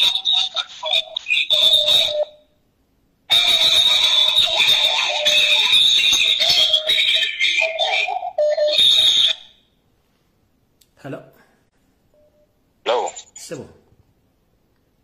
Yes, teacher Lumbuye. Kwangi sebo. Bali kuweereza muganda wange. Kale sebo nawe bali kubeerako. Okulamusa ku Bannayuganda bonna ababeera ku mukutu guno okuwuliriza ensonga n'okuteesa ebiteeso mwena bannayembalamusiza ku Bannayuganda mwena. Kaakati nze ngenda kuba nga nkona ku nsonga ya Lukwago. Ensonga eyo etambudde nnyo wiikisi eziwedde awo mabegaawe ejja etambula naye nga Bannayuganda abasinga tebamanyi kintu kiki kitambula kigenda mu maaso. Lukwago abadde asiriseemukko awo mwaka oguwedde nga tali ku limelight nga tali mu mawulire. Kaakati obwonna obubadde obuliwo bwonna oyo omusajja bamuleeta ku siini siini etya Lukwago alilayikire okubeera ng'atwala ekya pulezidenti kya FDC okuddira mu amuliyati mu bigere naye nga mission yonna enteeketeeke wakati ffe bino ebintu byogera biri ahead naye abantu amu bobyogera bayinza okulowooza nti propaganda ngera olusi bwoyogera ensonga awo ne balowooza nti ebintu byakusaaga naye nga politics abeera wakubaza abeera wakutambuza bwatyo mu maaso nti essaawa eno eriwo FDC eyagala kulaba nga ezikiza era Kyagulanyi mu Kampala njagala abantu bakitegeere kaakati ng'omuntu gwe balaba ayinza okubeera okuzuganyaawo mu Kampala ayinza okusawo ensagge bo bakye balaba nti Lukwago ayinza okuteekawo embeera yonna okuzikiza amaanyi ga Nuupu mu Kampala oba kale mu Central Region ngera bwomanyi nti politics wa Uganda yenna yetoolera mu Kampala. So ndowooza ticha mbadde njala nnyo Bannayuganda babeere nga bali alaati babeere ng'oyo omuntu oyo bamwegendereza nnyo olengera essaawa eno amwenyamwenya ku mikolokola waasikasika naye nze oyo omuntu nze mbuulira abantu ku musajja oyo obusagwa bw'ayina n'ekyo kigenda mu maaso ntalina kalungi konna oyo Besigye group ebayina kalungi konna ke bagenda kuteekawo byonna Besigye byalimu simanyi mbu teamwork simanyi mbu United Force of Change byonna tebirina makulu gonna abo abantu baagala kulwana Nuupu mu Central wano ate ng'eno Bannayuganda essuubi liri mu Nuupu nti ena gye tutwala essaawa eno kyekintu ekikulu ekinya tikyambuulire ku Bannayuganda essaawa eno ekiro ekiriwo nkozi n'ekintu ekiriwo essaawa eno tikya kyenjagala twogereko mbadde njala twogere ku nsonga ey'okuwagala obwongo bw'Abannayuganda okubuteekateeka. Bannayuganda bamanye nti bano abasajja batulya hate. They are not going to leave the power peacefully. Nkozi naffe nga twesuddemu akamba yaaya nga Bannayuganda okweteekateeka buli omu okuva mu comfort zone n'avaayo gy'ali ne tusonga mbe okwejjako bano abantu naye nga bano abantu bali up byonna ebigenda mu maaso mubirengera all institutional fact up. Buli muntu akola just nga bw'ayagala, buli muntu akola nga bw'ayagala, buli muntu akola nga bw'ayagala. Museveni ebintu byonna yabisse, ezo ssente ziri simanyi nti ezigenda mu budget, simanyi nti budget eno efulumye.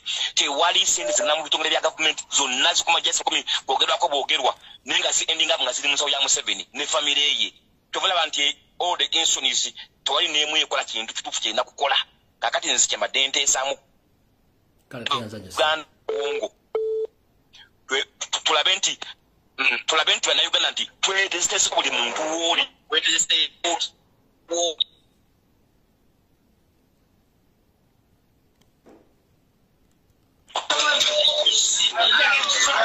alo mukulu je webale kuweereza baaba kakati nze bajja basaaga ne waliwo ekintu ekyokonyeeko nti tetuwa musajja budde naye fe tuba ku kimeeza wano buli gwenjagala okwatuyanja mwatuli omukulu oyo sijina muyita mukulu oyo ow'envi oyo nze yali mukwano gwange nga nyina ebyama era njagala ali ku live eno ansonyiwe bw'aba yanteresa ekyama kye ekyono kyo njagala nkyogera ali mukwano gwange nnyo natusinkanya nnyo ewandege yaawe baliira embizi awo era nga tutula naye alina omuwala gwakwana naye nayewunya nnyo bw'oba oli gwaku 2019 agenda mukozesa ki wanje agenda mukozesa hadi nange twabeeranga awo ng'era abaagala babasula mu ziyositero ewandege yaawo genda mu maaso mwabire eremu yavanga omuwala bamita Taiba. Kati oyo tosobola kubeera ng'oli musiraamu ate ng'obeera mu bifo bibaliira embizi kubanze nze embizi siginaako buzibu ni musajja mukatuliki naye omusajja oyo leero abeera ku kino leero abeera ku kiranga bwe nkugambye nti omuntu afaanana kyali era nsaba mwenna abamumanyize nnyina ebyama bye embizi nabulako katono gimuliisa era tetumuteekako budde nze bali njagala muyisawo mwogereko naye njagala buli omu njagala akuli oludda oluvuganya owaffe owa Nuupu ave mu kwebaka naddala alanise Wanyana ne Sigirinya mbeera mbi ne mu palamenti tafunayo yadde obudde obukyogerako simugamba mu bubi naye njagala bazuukuke babeerenga bazzaake ng'omuntu basobola okuyimirira ku fulo ya palamenti n'ayogera ku kintu kyekyo munaye wanji baba basaga ddamu sitori y'omwami yo n'amannya ogoogera abantu bamutegedde mannya ge n'omukazi omwogere ne kyali amwagaza tebaagala okkoka tugende mu maaso Isima Ichuli oyo bloga nze yali mukwano gwange 2019 ngira buli wabagenda mu meeting omuwala oyo woku Taiba tuba naye ewandege ya wano kumbizi wano opposite Equity Bank awo nga wetumitinga wetubeera naye era embizi simanyi oba omuwala teyagimuliisa naye ayinza okuba yajirya wetu nga bagenda walanga naye weewaawo baba kale munaye Hello.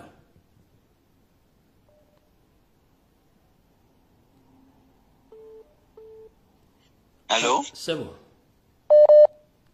Sebo. Yetuli Sebo leta Sebo. Ndi Sebo bampita mukulu Fred kakati mbadde nina wano oba nakayita kalowoozo nga bwetera okutuukirira 2026 2026 nti kitebe kirina pulaani kikuba ono omusajja ne bwe naba boys court nze okulonda ajja kufunawo abasajja babekyenyeja abateekewo abeere legitimized kwegamba alangirirwe agambe nti kubanga challenge yali y'amaanyi kwegamba aliwo nga president aliwo mu bukyamu kakati abantu beteeseteesa lwakya 2026 okulaba nti tekibeerawo.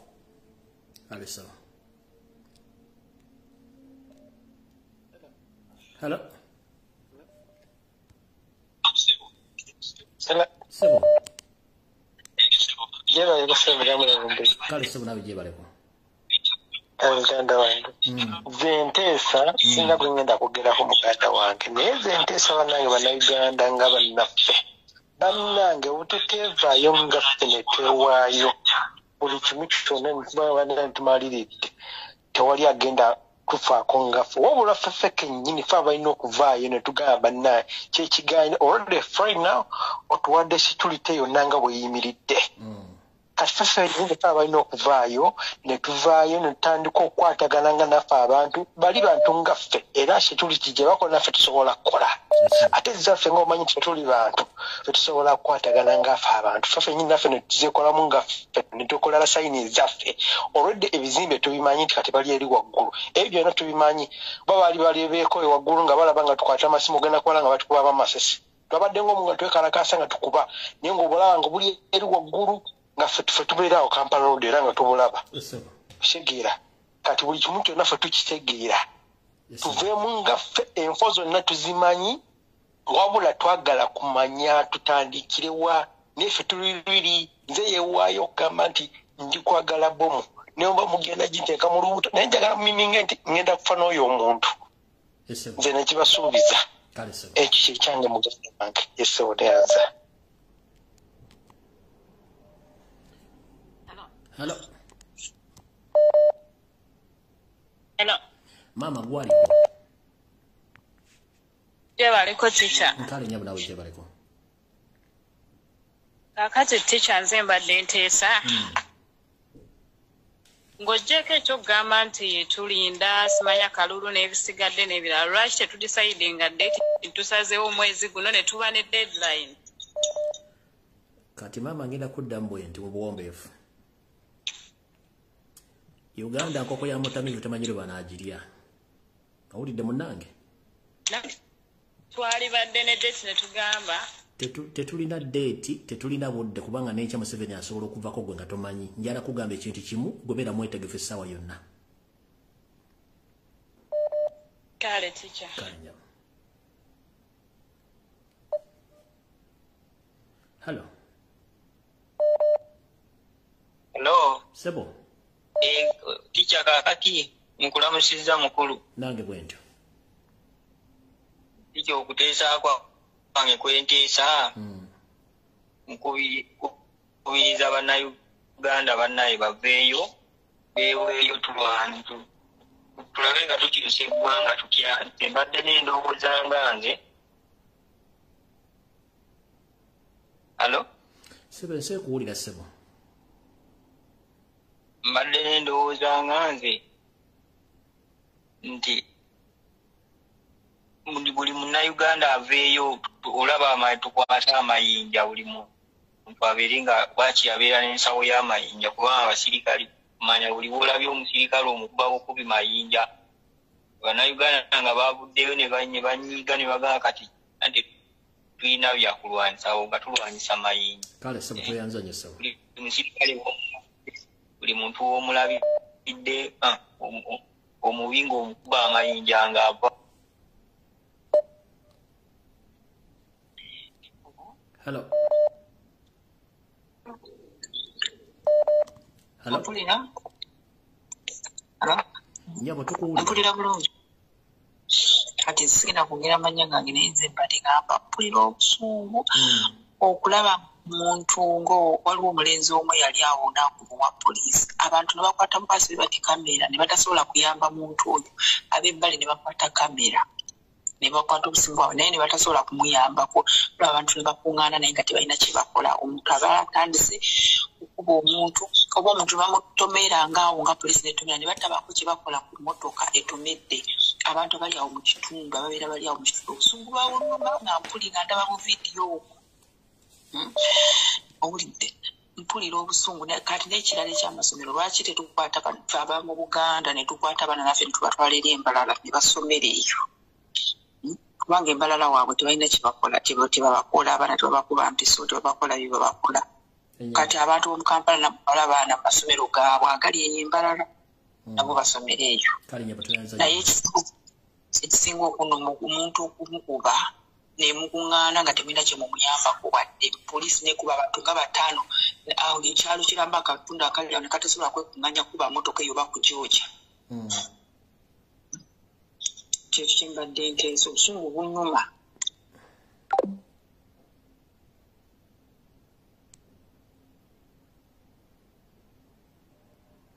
Hello.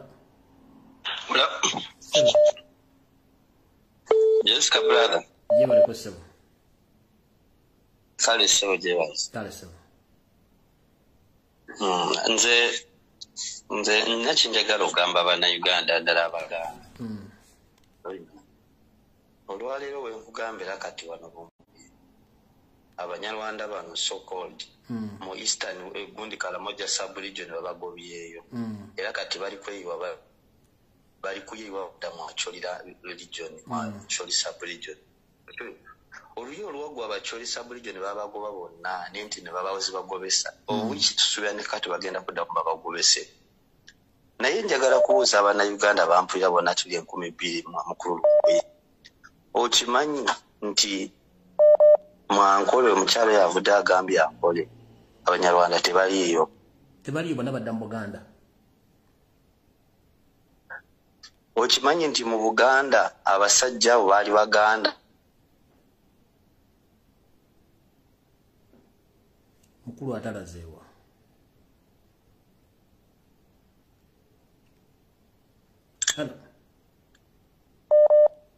Hello. Wanji. Hello. Hello. Ndi ku Lumbuye. Yogera nyapo tugende tuve wano. Amina. Kiba mukama kikuddire.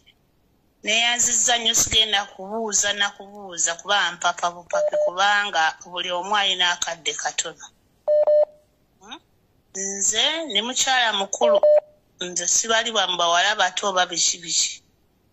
Naye ekisinga okunuma waliwo ekintu ekizze ekiyingidde abavubuka mwenna njagala okulabula Uganda mwenna abavubuka abato. Wabubalumye babakotogedde mutunze ebisimi biki byabazadde bamuguza zibodaboda nazo bazikutte. Kati baleese omusajja bagamba akomye okubayitale. Kekano ke bayita Brian White. Kako keranzi batemunnakala banze kankabaanikire. Babuuka mwenna musuukuke olwaleero. Bannanga Abaganda tujogeddwa nnyo. Si Baganda fekka. Mukama ansonyi okukozesa ekyo kyokka. Wadde ndi Muganda Mukama ansonyi omusoga mu kyoli ani mwenna buli muvubuka yenna wonna ensonda gy'obanga oba kasita obanga oliba mu Uganda. Brian White aleese nti agenda kukola ekikwekweto ekijja abavubuka mu bwavu. That's Muho's project. Sente zaffe za wa musolo. Mwami Lumbuye eddoboozi lyange ndowooza olimanyi. Ontegedde saagala enya gange. Antegedde omusajja bamuleese abakolokote abalimbe ngenda bakolera kino balina kye bayisaawo bavubuka sente muzirye temuwuliriza bye babagamba ne sente temuzigaana sente zaffe muzirye ekyo mbaweerako n'omukono go ahead ne mukama waffe Bobi Wine bwe yakola ki bwe yatugamba sente muzirye bazibba ezaalikoze amalwaliro ezaalikoze biki kati waki muzibalekera temuzizira mugende bababuulire rabishi waabwe mwefuule ng'abaza sente muzirye temukola kye bakola ki nga mukama waffe bwe yatugamba mu bayibuli egamba abannabbi balijja bangi nnyo.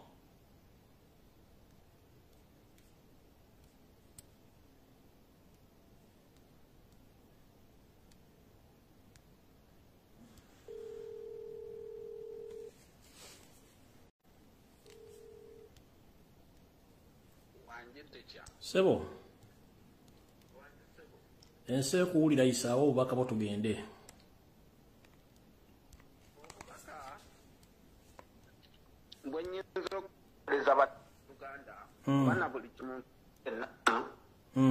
akimanye nti tewali muntu yenna ali seefu.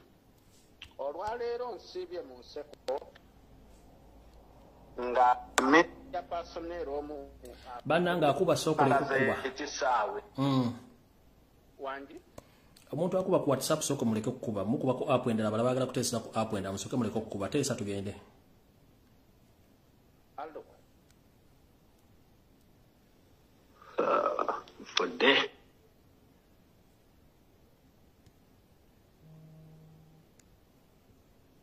Hello. Allo. Wangi sebo.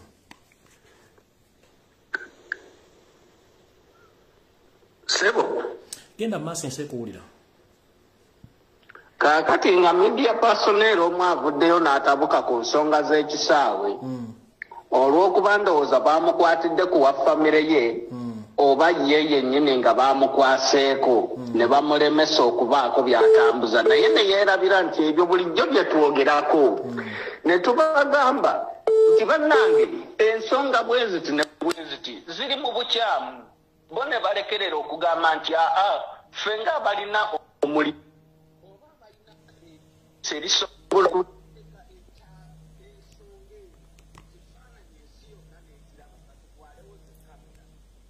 era okwekulubeesa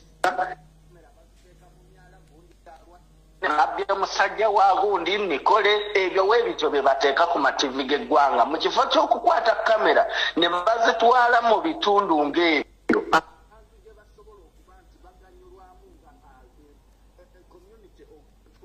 zawamu naye TV na biki ne bateekako bintu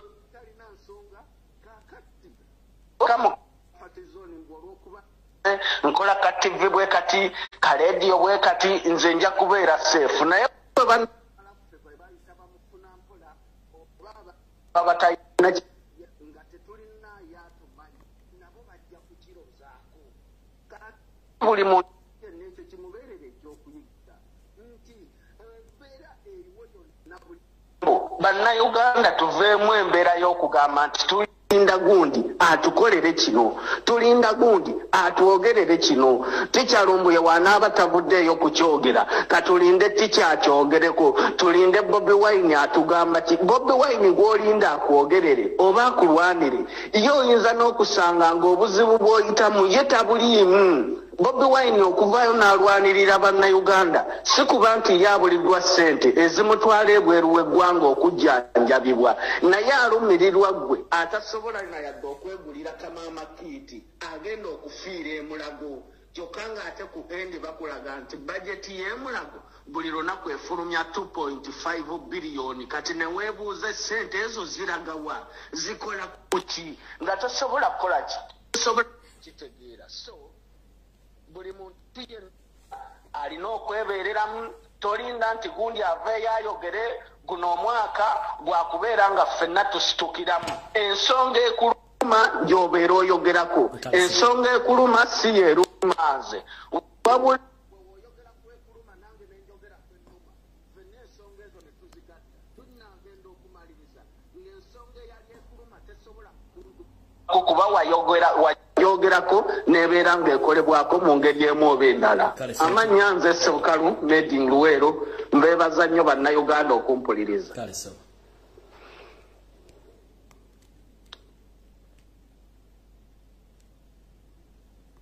Hello.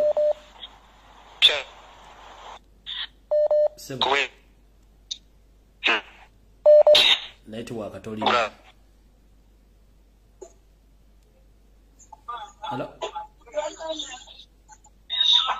Hello.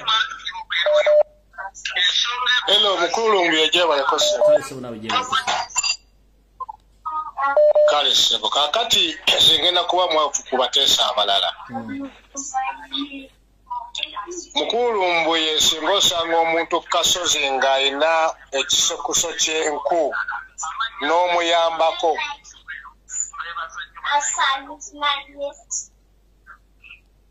Ompulira sebo? Ense kuwulira sebo.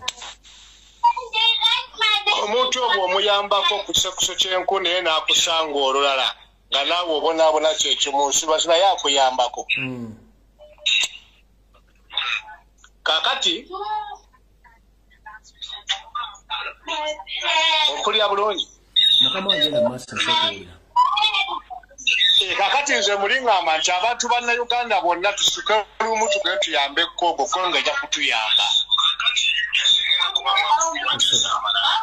Bwe tuliko kwekalakaasa kolaki Museveni ajja kutta abaana baffe. Abakulembeze basala akagezi tukwatagane ne Kongo, tuyambe ku Kongo egoba abatuusi n'abakongo batuyambeko tugoba abatuusi mu Uganda bye. Alo mukulu Lumbuye. Wanyinya. Webala okuweereza ssebo. Kale nyabo nawe bali kubeerako.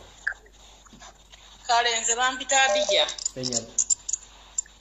Kaakati nze mbadde njagala okwatulira bano bamwami Besigye bano ba mukulu Lubongoya mukulu Lubongoya mbadde njagala okubaatulira bano Besigye baviire ddala ku pulezidenti waffe ku lugugunyu baalemererwa dda baagala kukonya kintu kyaffe.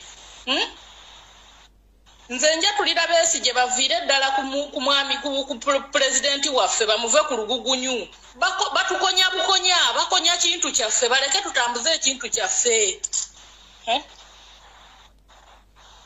Nze mbaatulira olwaleero njatulidde mukulu Besigye yeesonyiwe pulezidenti waffe amuve ku lubiriizi. Nsiga Hello. Hello.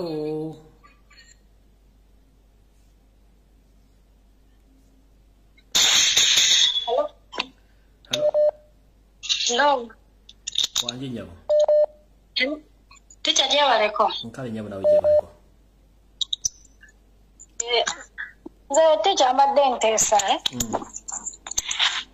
nze nteesa nti mwennawe mujja bannaye mwenna bajja okutuwa information mwenna mwogere olulimi lumu nti bannaye muyimuke buli omu akwate kyakutte muyimuke tweggyeko akasajja. Abantu bangi beetuddeko bawuza kimu pulezidenti waffe tuzanya bya mirembe alina byategeke wabweru w'eggwanga. Pulezidenti abantu abagambe nti bannaye ffe tulina okwerwanirira teri agenda tutulwanirira. Kuba abantu bangi beetuddeko none we tutayimuka akasajja kali mu myaka gyaffe kagisitamyemu kagyevulunguliramu kaweddeyo banaye tunayimuka ddi.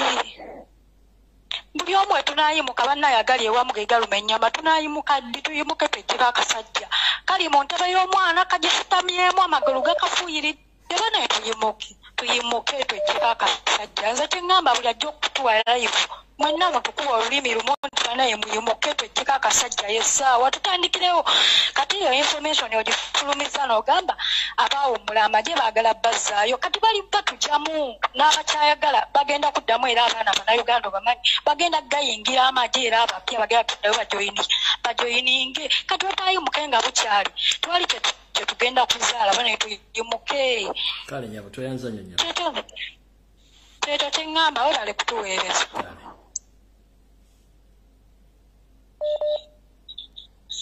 Hello.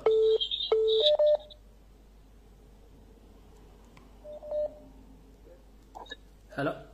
Sebo. Wanji. Webale kuweereza sebo. Kale sebo nawe bali kubeerako. Neebaza ebiteeso by'abakubya amasimu bonna musomesa ompulira. Enso ekuwulira sebo. Yaneebaza ebiteeso naye ebimu nja kwawukanamu kati nina abateesa abamu bansonyiwemukko.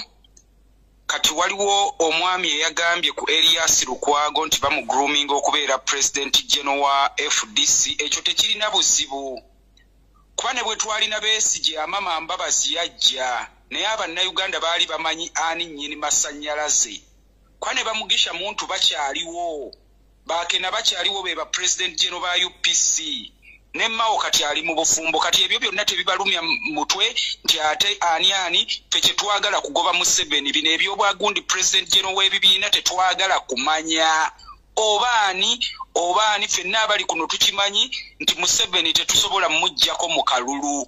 Ekyo bannayuganda njagala nkibakakase tetulemena kwesudiya kuba omuntu bw'aleeta emboozi nti Lukwago bagenda mufuula yeesimbewo ku bwa President kitegeeza kati omuntu nga gwoba okkiriza nti akalulu kajjako Museveni bw'oba okimanyi nti Museveni yatubba akalulu ate Lukwago weeraliikirira waaki kati eyo emboozi bannayuganda mbasaba tuveemu ebyekwaso buli muntu agamba nti oba pulezidenti atulagire ekyo ne Teacher Lumbuye yakibasomesa kifu teri bannayuganda tulekeraawo excuses bagamba nnyini mufu yakwata awawunya kuba buli muntu akuba essimu abasinga bagamba plan ki abantu tusituke naye naawe sooka weechekinge bw'okuba essimu abeewa mwosituddeyo bameka famire yo abantu tuli mu struggle naye abantu abamu famire zammwe ziwagira na NRM naye buli lwojja ku ssimu n'ogamba bannayuganda twetuddeko sooka weebuuze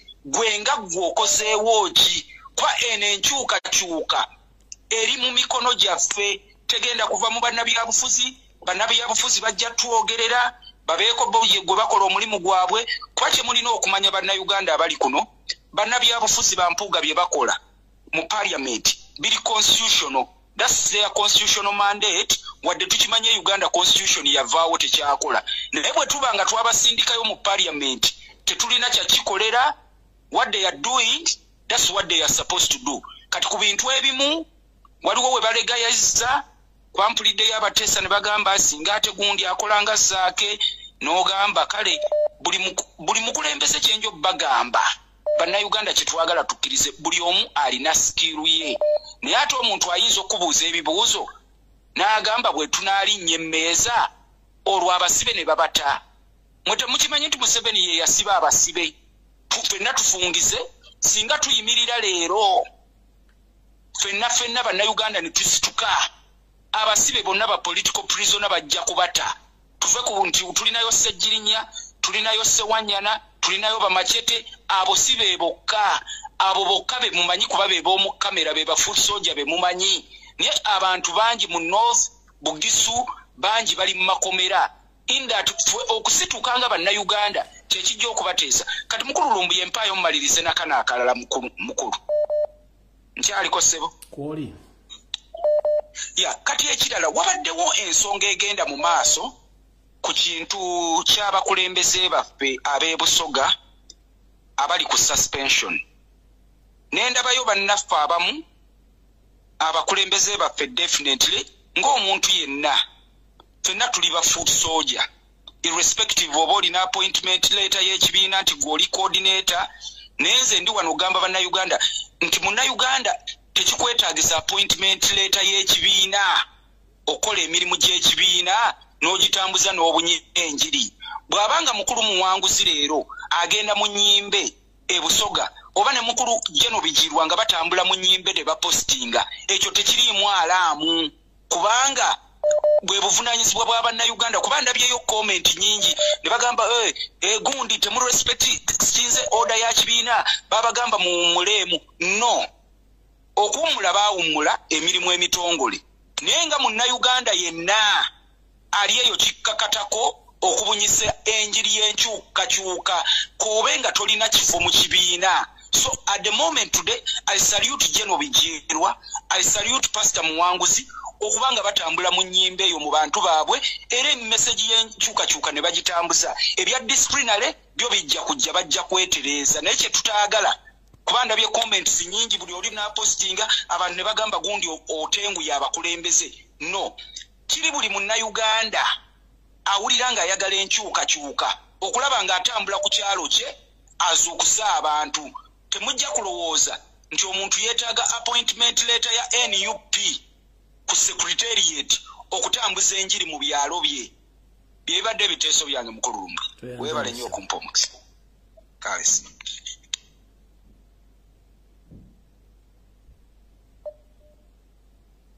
Hello. Ogamusiza Teacher Lumbuye. Akati nze sijja kwogera bingi. Wabula ensonga nze gye nandirabye. Kuba tutya nnyo okusituka nti tusituke tutandike.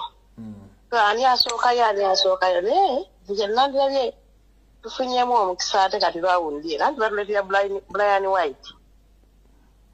Fenna bannayuganda baagala enkyukakyuka Brian White lutandika bweppa we tuba tusitandikirawo wennyini. Fenna abavubuka bonna nze mbakunga. Brian White watandikira okukolera mbu simanyi atandise ebigundi byebyo projekiti bye byatandise ebyo musime kulanye bavubuka.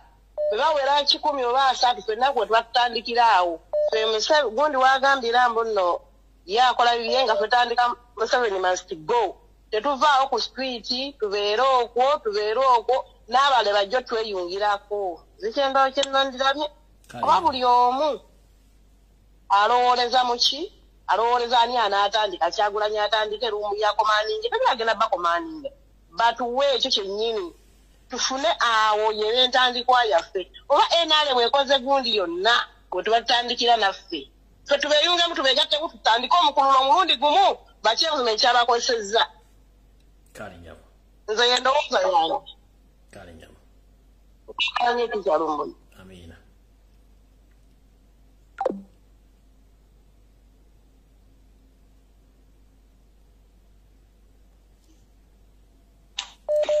Hello.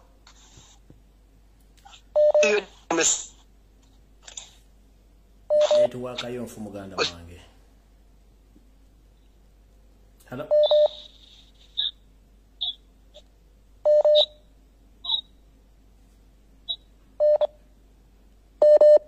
Bwenkwata n'otalogera automatically mba ngenda kujjako. Hello.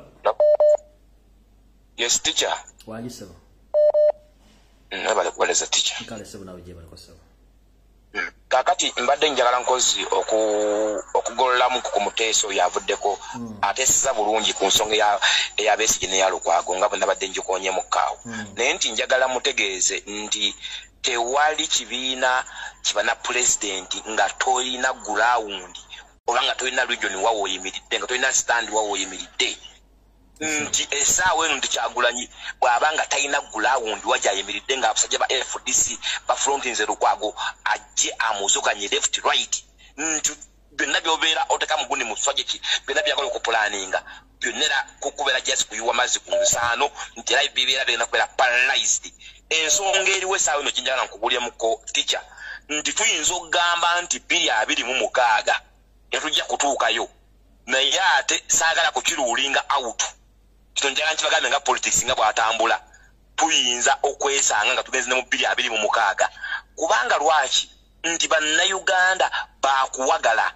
kati tuli ku phase ey'okuwagala bannayuganda okubazuukusa obwongo tubagambe nti you know what pulaani besaawa eno eriwo nti yakwerwanako kulumba street naye nga oyinza obutakikolera mu mwaka gumu oyinza obutakikolera mu myaka 2 oyinza okwesanga ng'ate nga tujja nakukyetaaga nga tugenze na mu kalulu akagenda okubeerawo esipaaka etandikiraawo byonna bisoboka so nti bwe tuba nga twogera okuwagala bannayuganda obwongo togenda kukirowooza nti kigenda kubeerawo mu mwaka gumu essaawa eno guno oguliwo essaawa eno it will depend banaabazuukuse batya naye nga bannayuganda bakuwagala bwongo nnyo bakyali mu kizikiza ekisooka nti vibe ya Besigye kwabadde atwalira gundi politics we abadde mulala nnyo nga bwe ntamufiiringa ng'agamba nze mugende mulonde ebyakalulu mubikole ki mubindekere akalulu ekaggwa nga agenda sanga ati ng'azingamikira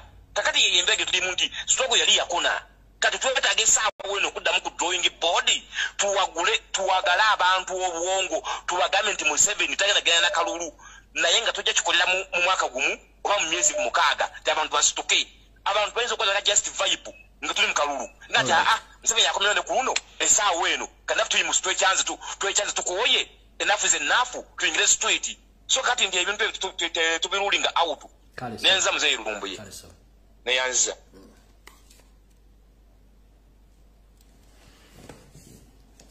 alright njala okwebaza mwenna abasobodde okubeerako mwebale kubeera bateesa balungi enteesa z'abantu muziwulidde ezo enteesa z'abantu buli mwalina enteesa ye ekisookera ddala muganda wange PTA Daily Star pe akaunti bagitwala nabanga yaguddewo page endala mugoberere bulungi nnyo onemba musanze page eri wansi ekira notification bazijja ku Facebook teziriiko ekinjala mukimanye waliwo omuntu ampereza akafaananyi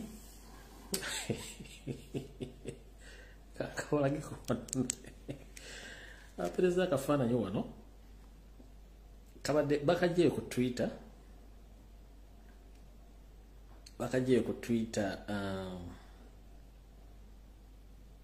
fana ikanjera kabalagano ngo bifunga sina close fana ikavudde ku Twitter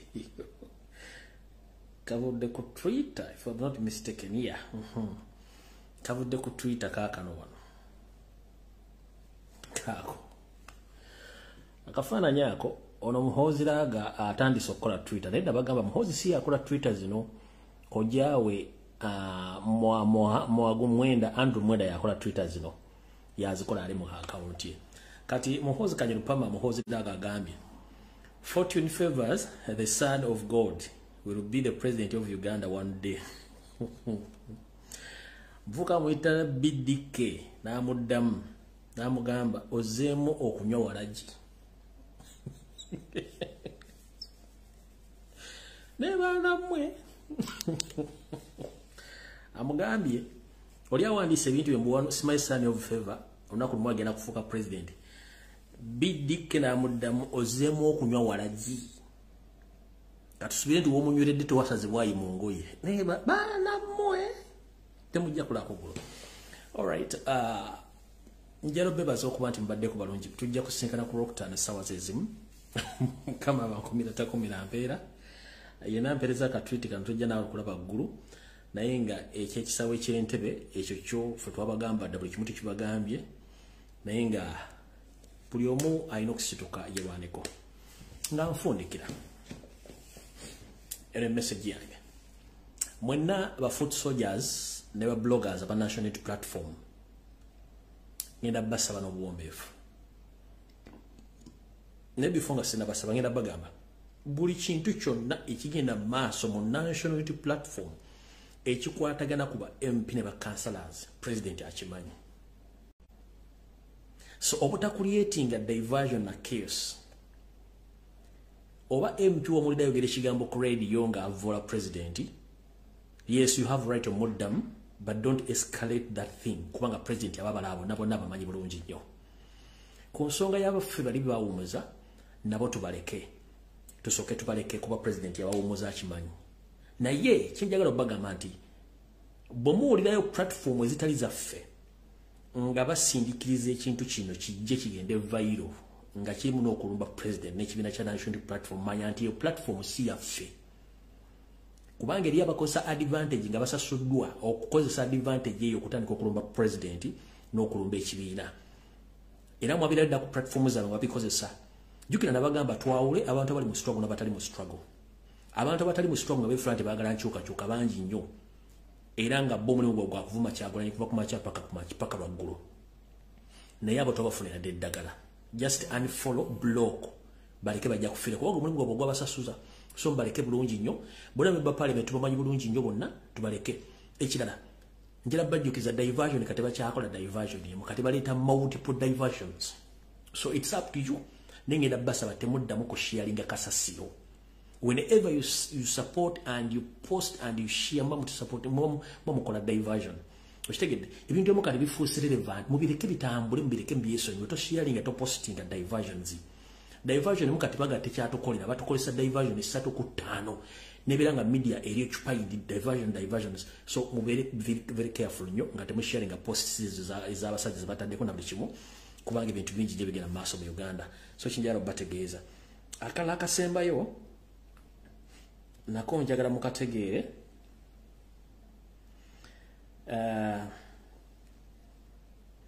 nendoza kankaleke